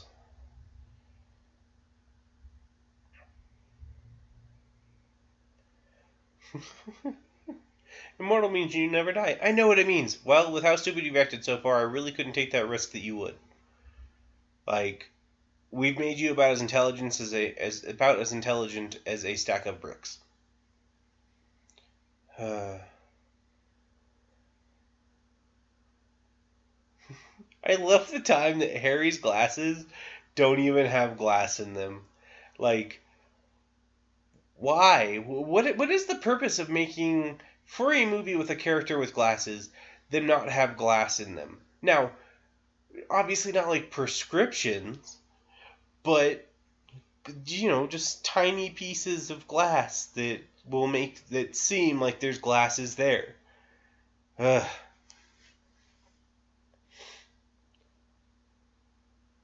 And then we meet Fang without knowing who the hell he is. Suddenly there's just a giant dog sitting in a seat.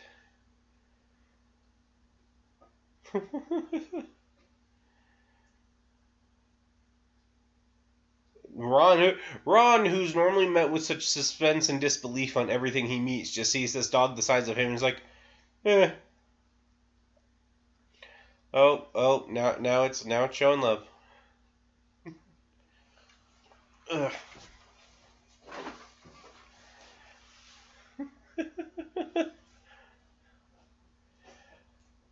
You know what the worst part of this all is? Is that we have a fake-ass looking owl, which is a real creature. And then,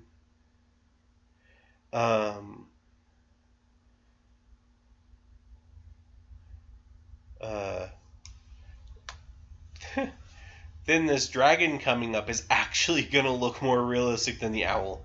Like, we have real owls, and yet the CGI for an owl looks faker than that for a dragon. Also, like, I wonder what its shell is made out of, because if it's hard enough, that might have killed someone. And that'd been real funny. Now, don't get me wrong. The dragon still doesn't look real. It just looks realer than the owl. Also took her way too long to realize that was a dragon. It pops out, she stares at it for a minute. It's not a dragon. No, it's a goddamn Doberman. God, you're supposed to be the smart one.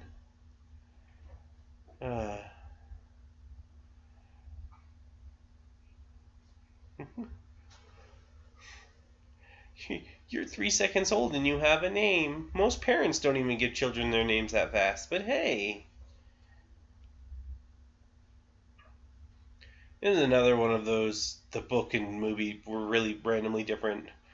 But for someone who likes dragons, you'd really think he should have been shaved and not living in a wooden house. But Hagrid always wanted a dragon. Told me the first time we met him. It's a really interesting conversation starter.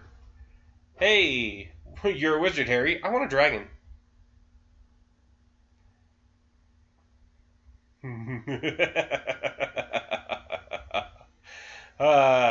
Nothing like an evil villain spoiling the hero's plans of being out at night to talk about that. Which, another interesting thing,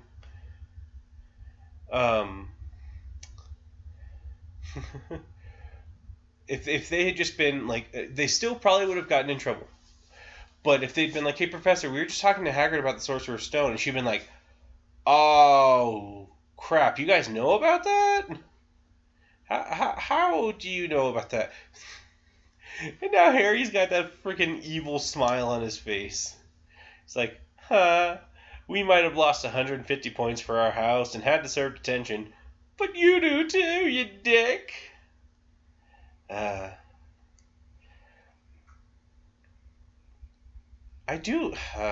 should probably look up how much they spent on, like, just scenery in the first movie. Because some of these sets actually do look like they're practical sets. They're physically there. They're not CG. The castle sometimes looks real. But,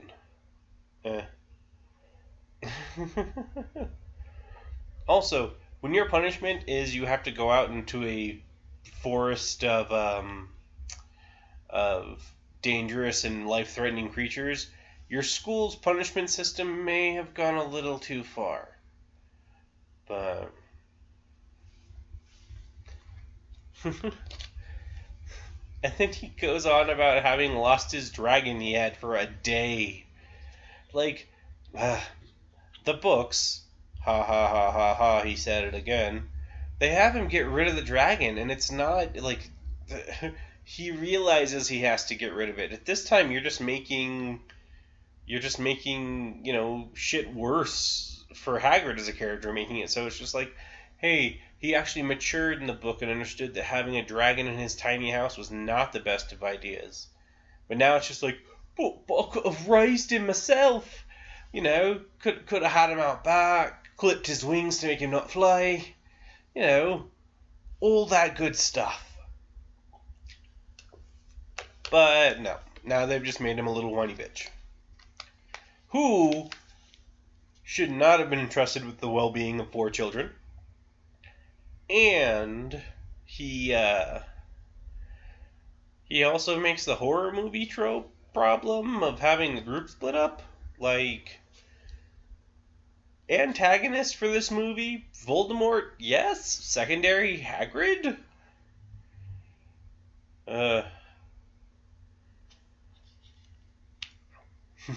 That lantern is as big as the children's head. It's kind of funny.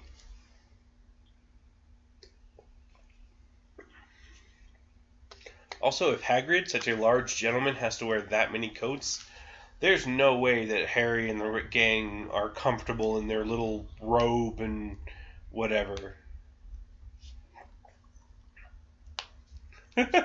We just saw a dark, mysterious thing go through the little outskirts. Let's split up. Let's put 2 children and the 3 of us.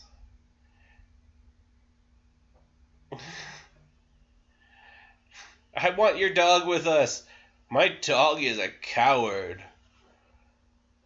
Does it surprise you? Now, what could have made this movie a lot better is if when Malfoy's bitching about it, if Harry just decked him straight in the face. Like, there's so many situations. You're putting small children next to each other. 2 small children that absolutely loathe each other. Next to each, in a forbidden forest together. I'm surprised both of them came out alive. Also, is there some rule that when you're in a magical forest, the trees have to have, super gnarled out of the ground roots? Because for the sake of the trees growing, that just seems impractical. Your roots sticking out of the ground aren't going to help you absorb the nutrients in the ground.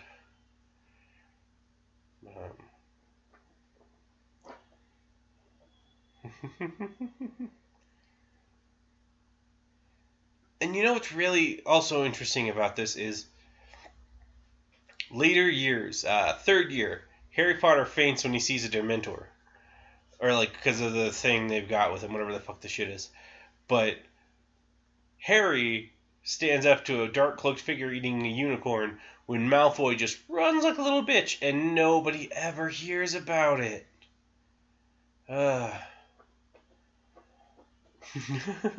So the one spell Harry has actually learned at this point in time has been the floaty spell. Imagine if he just used it on that guy.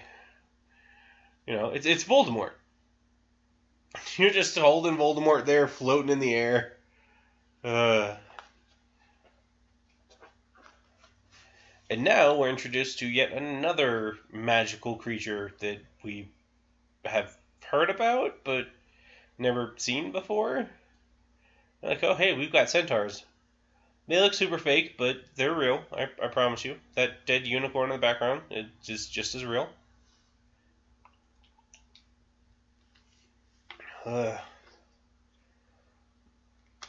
Like, I feel like the reason this has to be so dark and gritty isn't just because or not dark and gritty, has to be so dark, isn't just because it's the Forbidden Forest at night, but it's to show less, to make it so you don't have to see the centaurs. But seriously, those tree roots are so impractical. Like, they are not absorbing nutrients from the ground whatsoever. I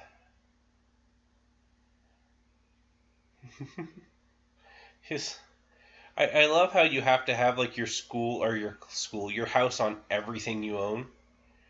Like, plus the centaurs even know the goddamn Sorcerer's Stone's in the school. Hey, his glasses don't have glass again. It's always fun when you notice that stupid stuff.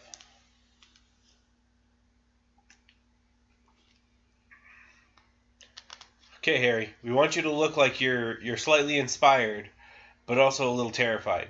No, not a blank face. Yeah, whatever, Radcliffe. We'll go with it for right now. We expect some emotion later, though.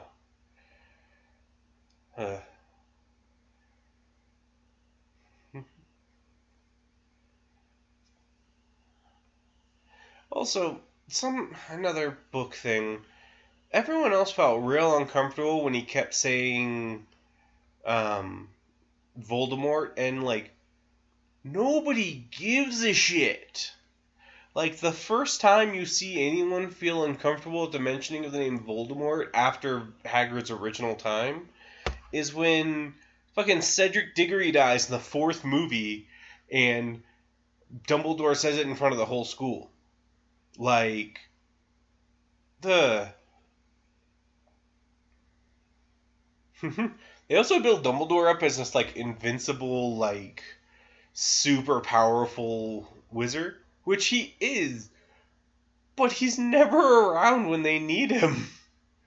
It's like the opposite of a Deus Ex Machina, where it's like Dumbledore could kick his ass. Dumbledore's not here. Shit. Also, evidently now Harry's scar has precognition towards things are about to go bad.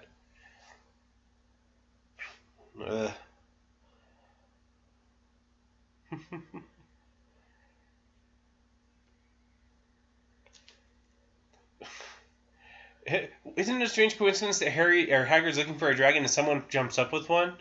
And you're like, well, we're in a magical world. How do you know that's not commonplace, dude? Like, could that have been? That is also some terrible green screen behind him. Not behind Hagrid, but behind the rest of the gang. Like, it's so weird that it seems like shooting on location shouldn't have been a bad issue, but for some reason it just looks real fake sometimes. I feel like you could get every single secret out of Hagrid with just a well-worded conversation, because Hagrid is as dense as goddamn steel. And also, he's just like, he realizes when he tells Harry, Ron, and the rest of them Why the fuck is there a ghost in class doing ghost schoolwork? Like, did she die as a student and now she's, like, forever tormented to do homework? But no, Harry, when he tells the kids something stupid, suddenly he's like, oh, I shouldn't have told you that, I shouldn't have told you that. But evidently when he told this stranger about Fluffy being able to be put to sleep with music, he was like, it'll probably be fine.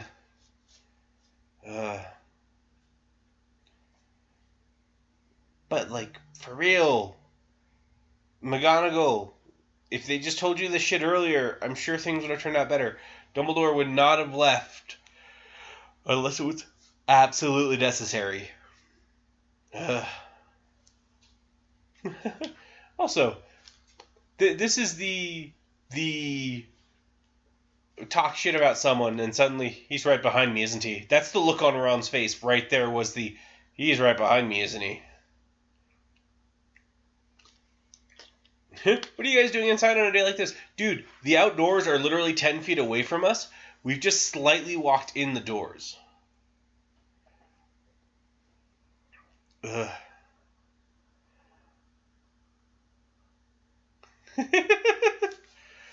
His face when he's looking at Harry, he's just like, what the fuck you looking at me for, little brat? So the facial expressions in this movie are some of the best. Out of the kids trying to overact and the adults just like giving the best emotes.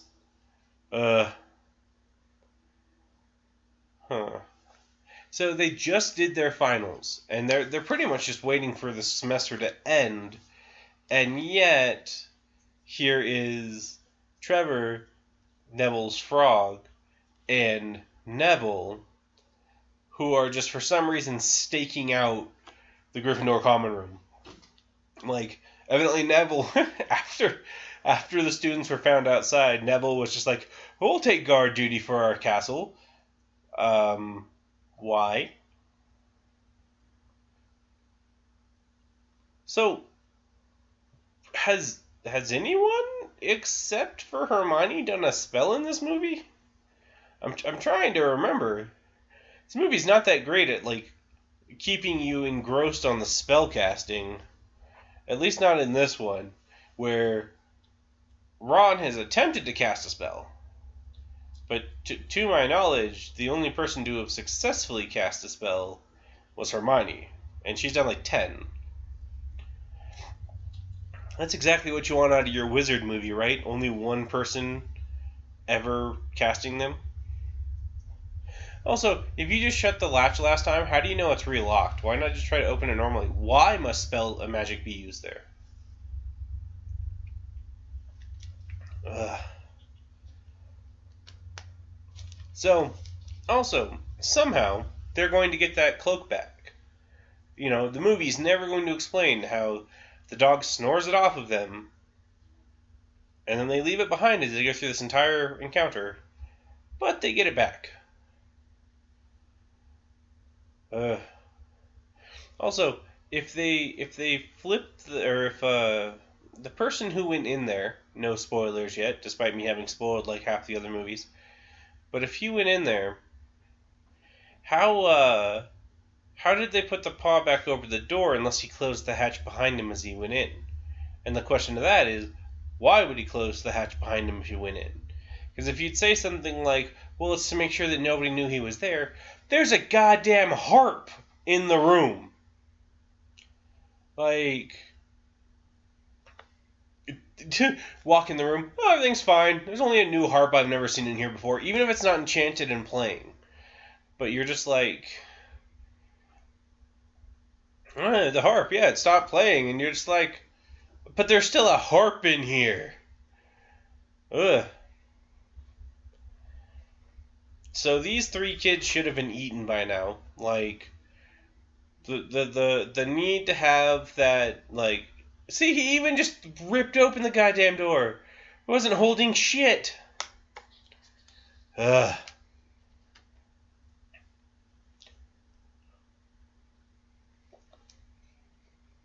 Yeah, good thing those really solid vines were there for you to land on from that 10-foot drop. That probably should have, probably not broken anything, but hurt the shit out of your ass. Ugh.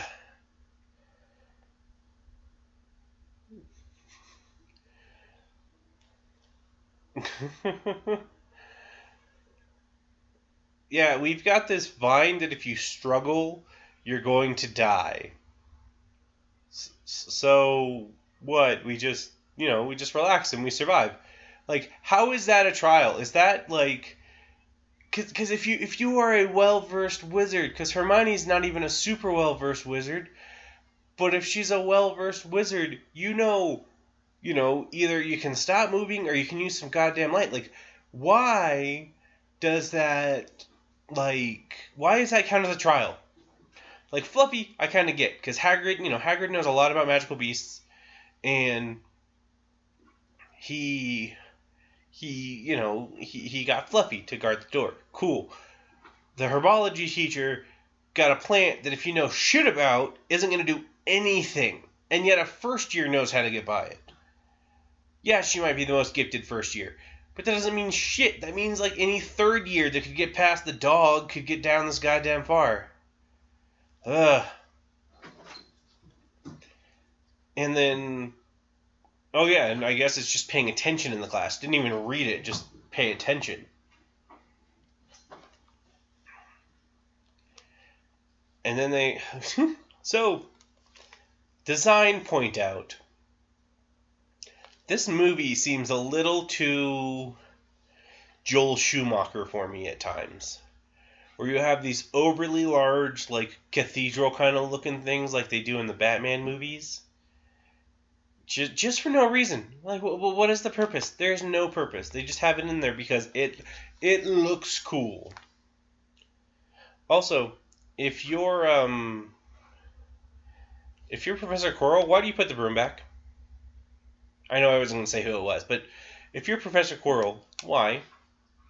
Also, with Ron's terrible spell casting for the most part, oh, he did cast one spell earlier, actually, now that I think about that. But with that, why not Hermione try opening the door? Maybe that one would have worked.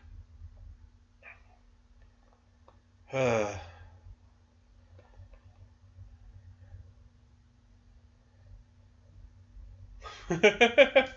have to go grab a flying key in midair on a broom. This is too simple. What is complex for you?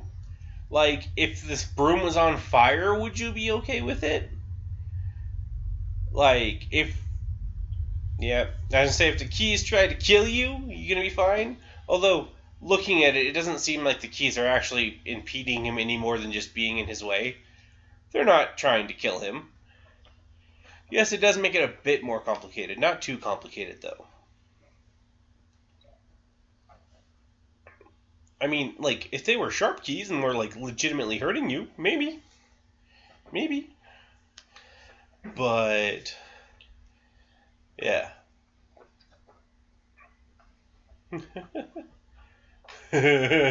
Best situation, he throws it down there, they completely whip it, and he has to go after it again. Like, that's real there. The fact that Hermione caught that out of midair is bullshit. You ever have someone throw something at you just suddenly as they walk by? This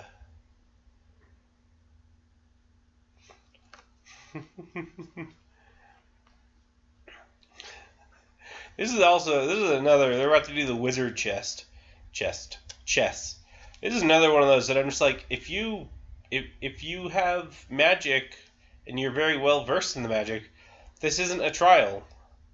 This is I use something that makes shit explode and blows the crap out of the pawns and then the king, and then I just walk out. Because I'm not a rook, I'm not a goddamn knight, I'm not a freaking bishop, I'm not a king, I'm not a queen, I'm a goddamn wizard. Ugh. It's also nice how the dramatic lighting has what he says in mind, where the only time that it lights up is when someone says, it's a chessboard.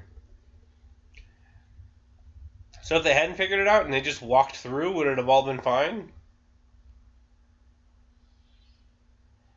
Again, you got magic.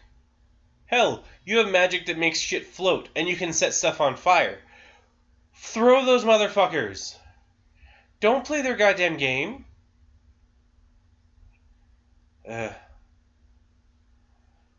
Also, it's very convenient that there are two spots. There's two spots on the board when, in theory, if Professor Quirrell had been going through there, how did he get by the board? Like, I feel like he had to have just blown some shit up. Now we get a riveting climax of chess. Like, chess.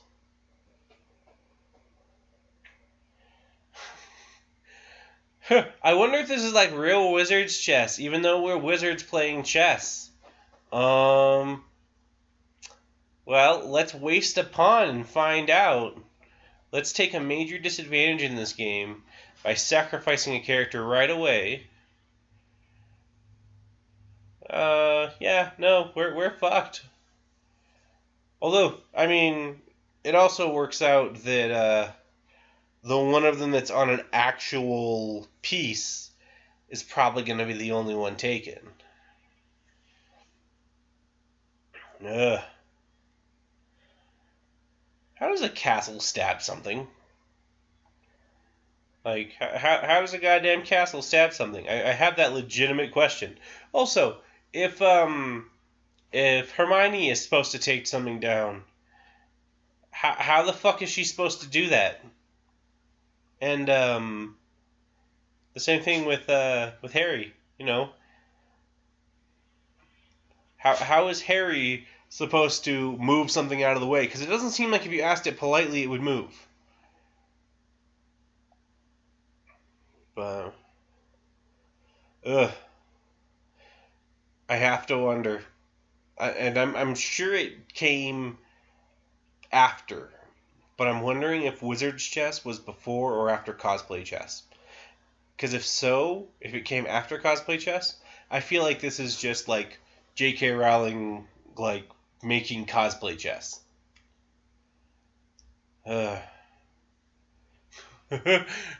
You're free to check the king, Harry.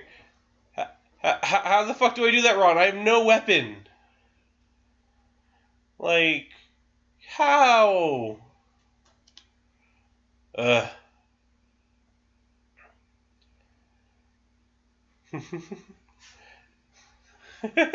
You're a wizard who's done jack shit this entire year except for almost get thrown off of a broomstick, catch a snitch, and lose our team a shit ton of points, and see Voldemort, and not be able to do shit, but just see Voldemort.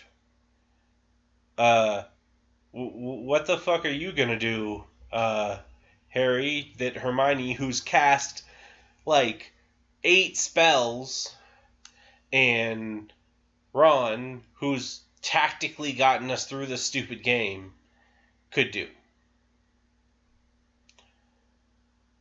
This is why you don't have kids on their own. Like, when McGonagall was told about this shit going on, she should have gone straight down to the stone and made sure everything was okay. Should have grabbed Snape, gone straight down to the stone, and found out everything was okay. Also, that didn't look like it hurt him at all. Like, he just fell. It stabbed the horsey, but he just fell. And, I mean, a 4-foot fall? Probably not enough to kill you, or almost kill you.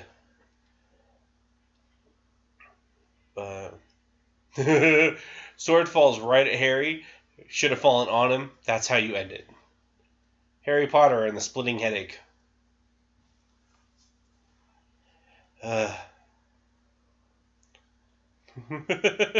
They run over to check if Ron's well. In the time that he does that, the board just resets itself. Yeah, no, you gotta restart now.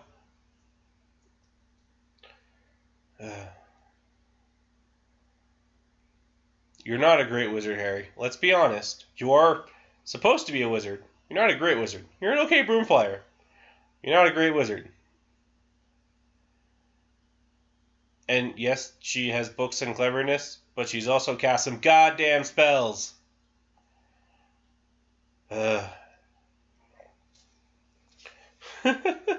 Ron just gets right up after this. Oh, I'm fine. Should we go see Harry? No, he wants to take this on alone. But he'll be facing, to our knowledge, Snape, who, good wizard from what we've heard. But no, we'll just let him take him alone.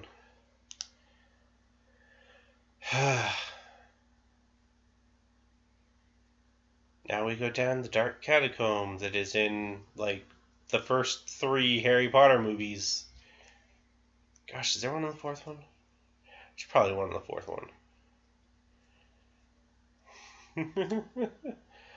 one. Plot twist, right? Right? No, we didn't earn it. Okay. Well, we didn't M. Night Shyamalan it.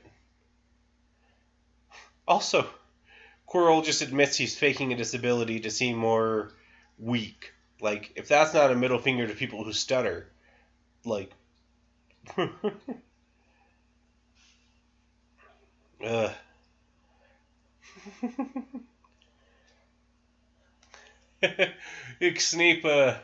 Snape's trying to stop me from stopping Harry, or from, jinxing your broom. He's standing 2 feet behind you. He could have just decked you in the fucking face. There is a place in this world, wizarding world, where fisticuffs comes into hand. Goddamn, 3rd movie, Hermione just decks the shit out of someone. And, you just realize how important just using your goddamn fists would be. Especially because wizards don't seem to train in anything like that. Learn martial arts, go back to school. Kick the shit out of Malfoy, take his wand away and shove it up his ass. That is how you win this world. It's also very fortuitous that, for Quirrell, that Harry never, made physical contact with him. Because it turned him to fucking dust, but, neither of them knew that.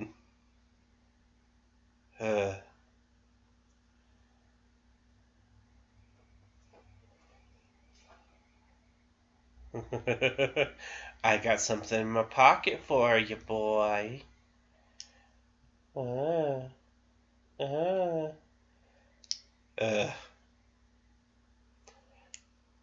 still doesn't explain how it got in his pocket. And also, with the bulge he has in his pocket, you think he would have felt it being in there? You ever anything in your pocket that's a little too heavy? Or too big. You feel a tightness in your pocket. What was it suddenly just like that? I don't know.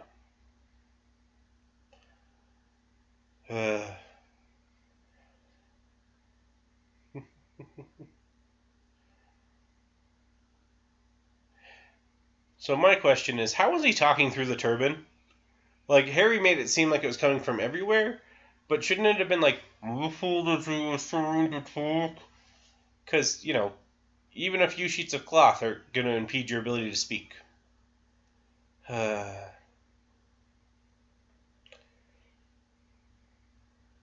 Also, I forget, where did the damage on the side of Harry's face come from? Because it wasn't from Fluffy, it wasn't from the Devil's Snare. I don't think it was from the keys, because the keys were just pestering him. None of them were actually hurting him. So, did he, while not getting injured in the Wizarding Chest game, take a hit to the face? Or was it just added for dramatic effect?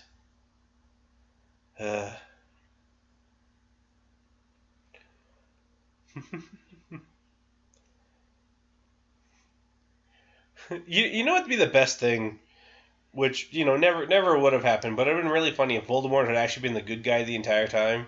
Dumbledore had been evil, and the revolution that Voldemort was trying to do was to save the Wizarding world from tyranny. But in doing so, Lily and James Potter were really evil, and he had to stop them. And when he went to stop them, they were just more powerful than him, and he just barely got by and left some of his power to Harry to try to keep the revolution going.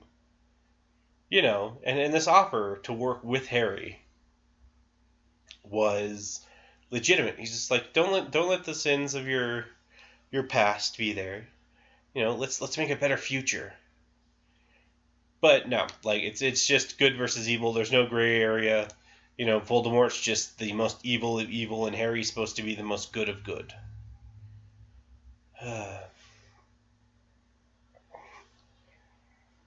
Where's his wand? Use the fucking Avada Kedavra on him. Yeah, we don't know about it yet, but it could still... Well, no, we do. It's the thing that was used to kill his parents. Also, how does him touching him with his hands burn him, but not him touching his neck? Like, is the power of love coming out of his hands? Because you'd think the area closest to her scar would be more powerful. And what if that was a one-time power? Also, Quirrell could have just gone for the boy and just, like, chopped off his hands. This is also very Mummy Returns special effects. Ugh. And Harry has now killed a man. Like, he's got to live with that shit for the rest of his life. But he won't care that he killed what once was an innocent man.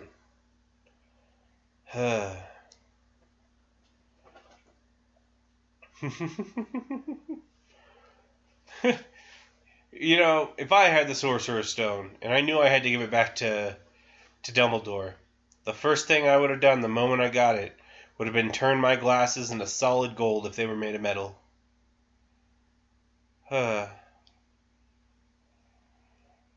That's also very Mummy Returns.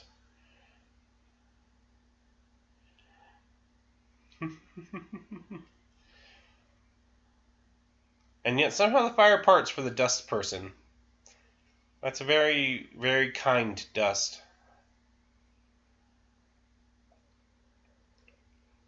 And the Sorcerer's Stone was never seen again. Harry was dead and nobody cared. Like, what has he done in this year outside of being in Quidditch that has earned him any form of accolade? He has been a subpar student, it seems. He caught a bobble and got on the Quidditch team for it with almost absolutely no effort whatsoever on his behalf. He lost his people 50 points, 150 combined with Ron and Hermione. Like, what has he done that makes him so special? He's just stuck his nose where he ought not to have stuck it. But I mean, he's not. Don't get me wrong. He's not a bad person. He's just not deserving of the accolades he's getting. Like, imagine if your first year of school went like that, where you had okay grades. You know, one of your teachers was a dick to you, and then you were not the star member of your team, but like one of the better young members of your team. You're not going to suddenly be hailed as a goddamn hero. Like, and you know, even if they, like, along with the story of Harry beat Voldemort in this one, it would be Harry also killed the Defense Against the Dark Arts teacher. He is a goddamn murderer. So then the next year when people are like, oh, he might be the heir of Slytherin, that fucking makes sense. People hailing him here doesn't make sense at all. But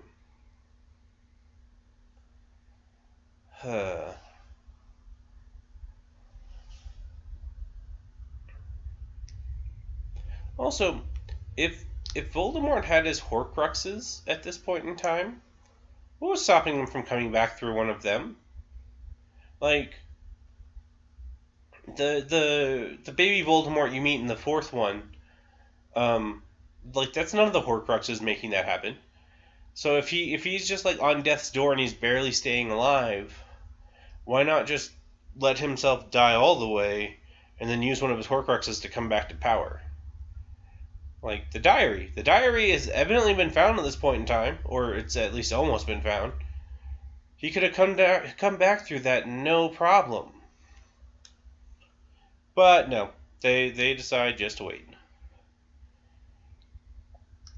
And I mean, maybe it's because Horcruxes weren't thought of at this point in time, but once they become thought of, that really fucks up the first movie.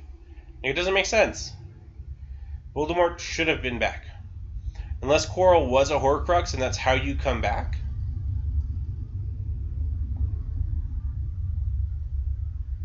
Gotta love living near trains. Maybe that's the Hogwarts Express. Shut the fuck up, everyone out there that just thought that. That kind of includes me too.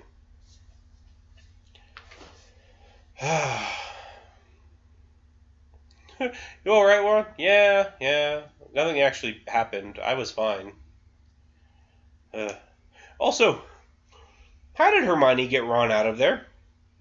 Like, he's like, get Ron back and then contact, yada, yada, yada.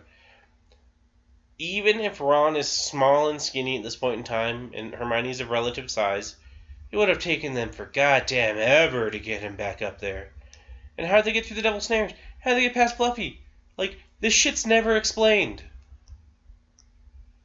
And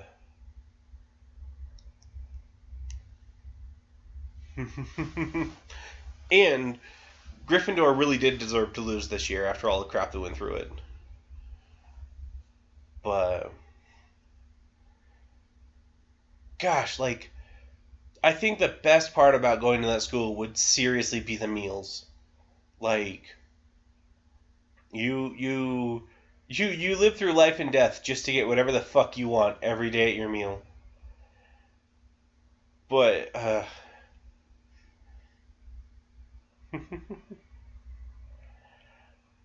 also, this being like Slytherin, I think it says in the book Slytherin's won like 7 years in a row or something like that. Not that it matters, like in the movie, or that they even give a shit about saying it. But like, it seems like it should be like, yeah, Slytherin won. Well, yeah, of course we did. We win every year. Is this a surprise? Like, if you're that arrogant and your key attribute is supposed to be a what is it called? Ambition. You should win every year. Gryffindor's quality isn't bravery and wanting to win. Hufflepuff's quality isn't finding shit and wanting to win. It's not, Ravenclaw's intelligence and wanting to win. Slytherin is ambition, which is to want. Slytherin should win every fucking year through any means necessary and shouldn't be a surprise. Also, Hermione getting points for being clever is kind of bullshit. Ron getting it for a game of chess, kind of bullshit. Harry getting it for bravery is kind of bullshit. The only person in this goddamn group that deserves any of their points is goddamn Neville for standing up to his stupid ass friends who still almost got themselves killed.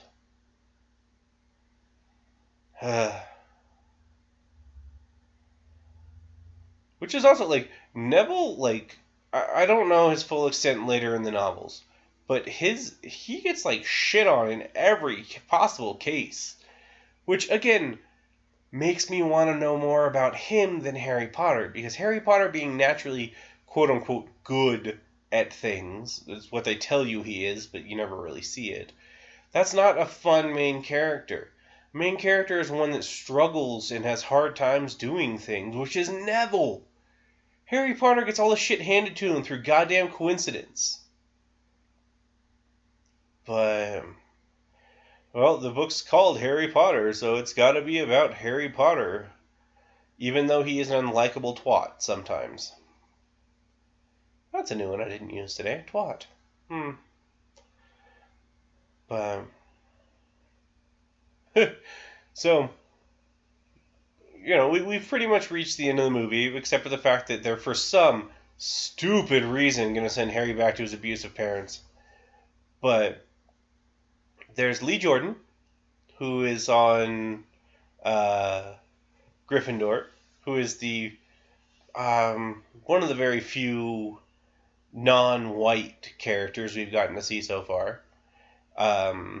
There's the girl that Ron will ask to the dance, and Harry, the Pravati sisters or whatever, Pravati. And then there's Blaze from Slytherin, and Cho Chang. Do you think Harry Potter doesn't have enough diversity in its characters based on their ethnicities? Because let me tell you, I don't give a shit. But I did have someone that I know bring that up the other day where they're just like, they're talking about their Halloween costumes, and they're like, well, typically I just go as random Slytherin or as Blaze. And I'm like, do you go with Blaze because you're already black? Like, well, he's the only black Slytherin that you really get to see anything about. And I'm just like, that's a fair point, I guess. But I don't know. It's something I never really thought about, but it's because it's set in goddamn England. Like, I don't live in England. I don't know what the goddamn diversity levels are like there. You know, I live in the United States, where, yes, the white people are the majority, but there's a lot of places that have a vast number of the minority existing.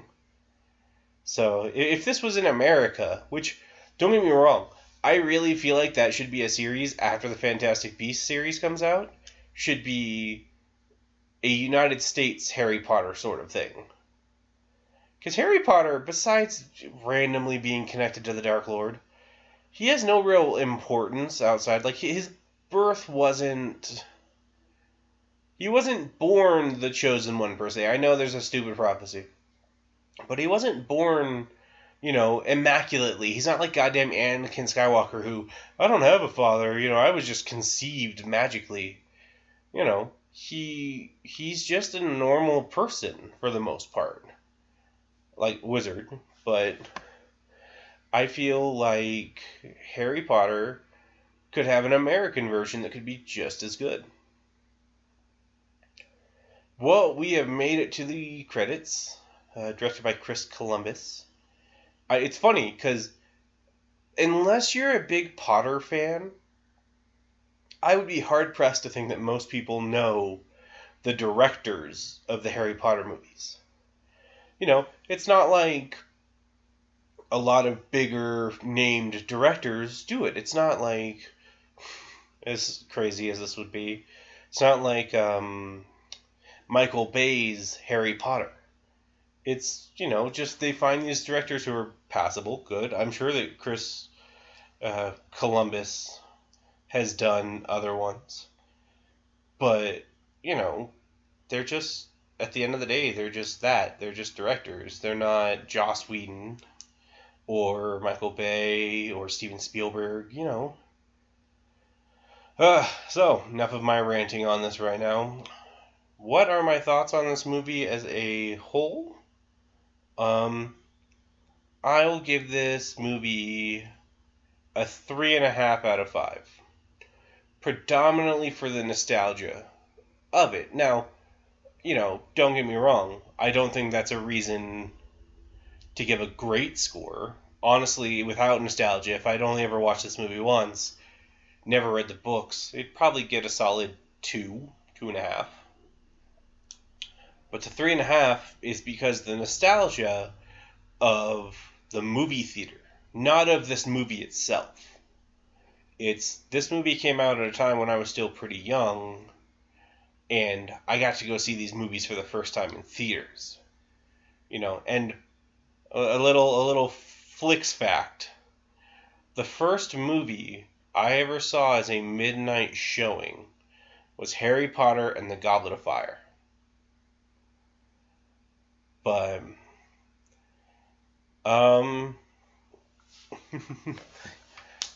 well, that is it for my self-inflictions here. Don't forget, we have made some friends recently over at Shudder. Go to cplusstudios.com to get a free promo code we have there. I think it's actually, you go to Shutter.com/podcast and use the code Cplus, CPLUSE. And the rest of y'all, go over to Twitter, find us at PopFlix1. Try to post things there every once in a while. Recently had a few fun discussions with a few people, but we hopefully Pops next time, and I hope to see you soon. Have a good night.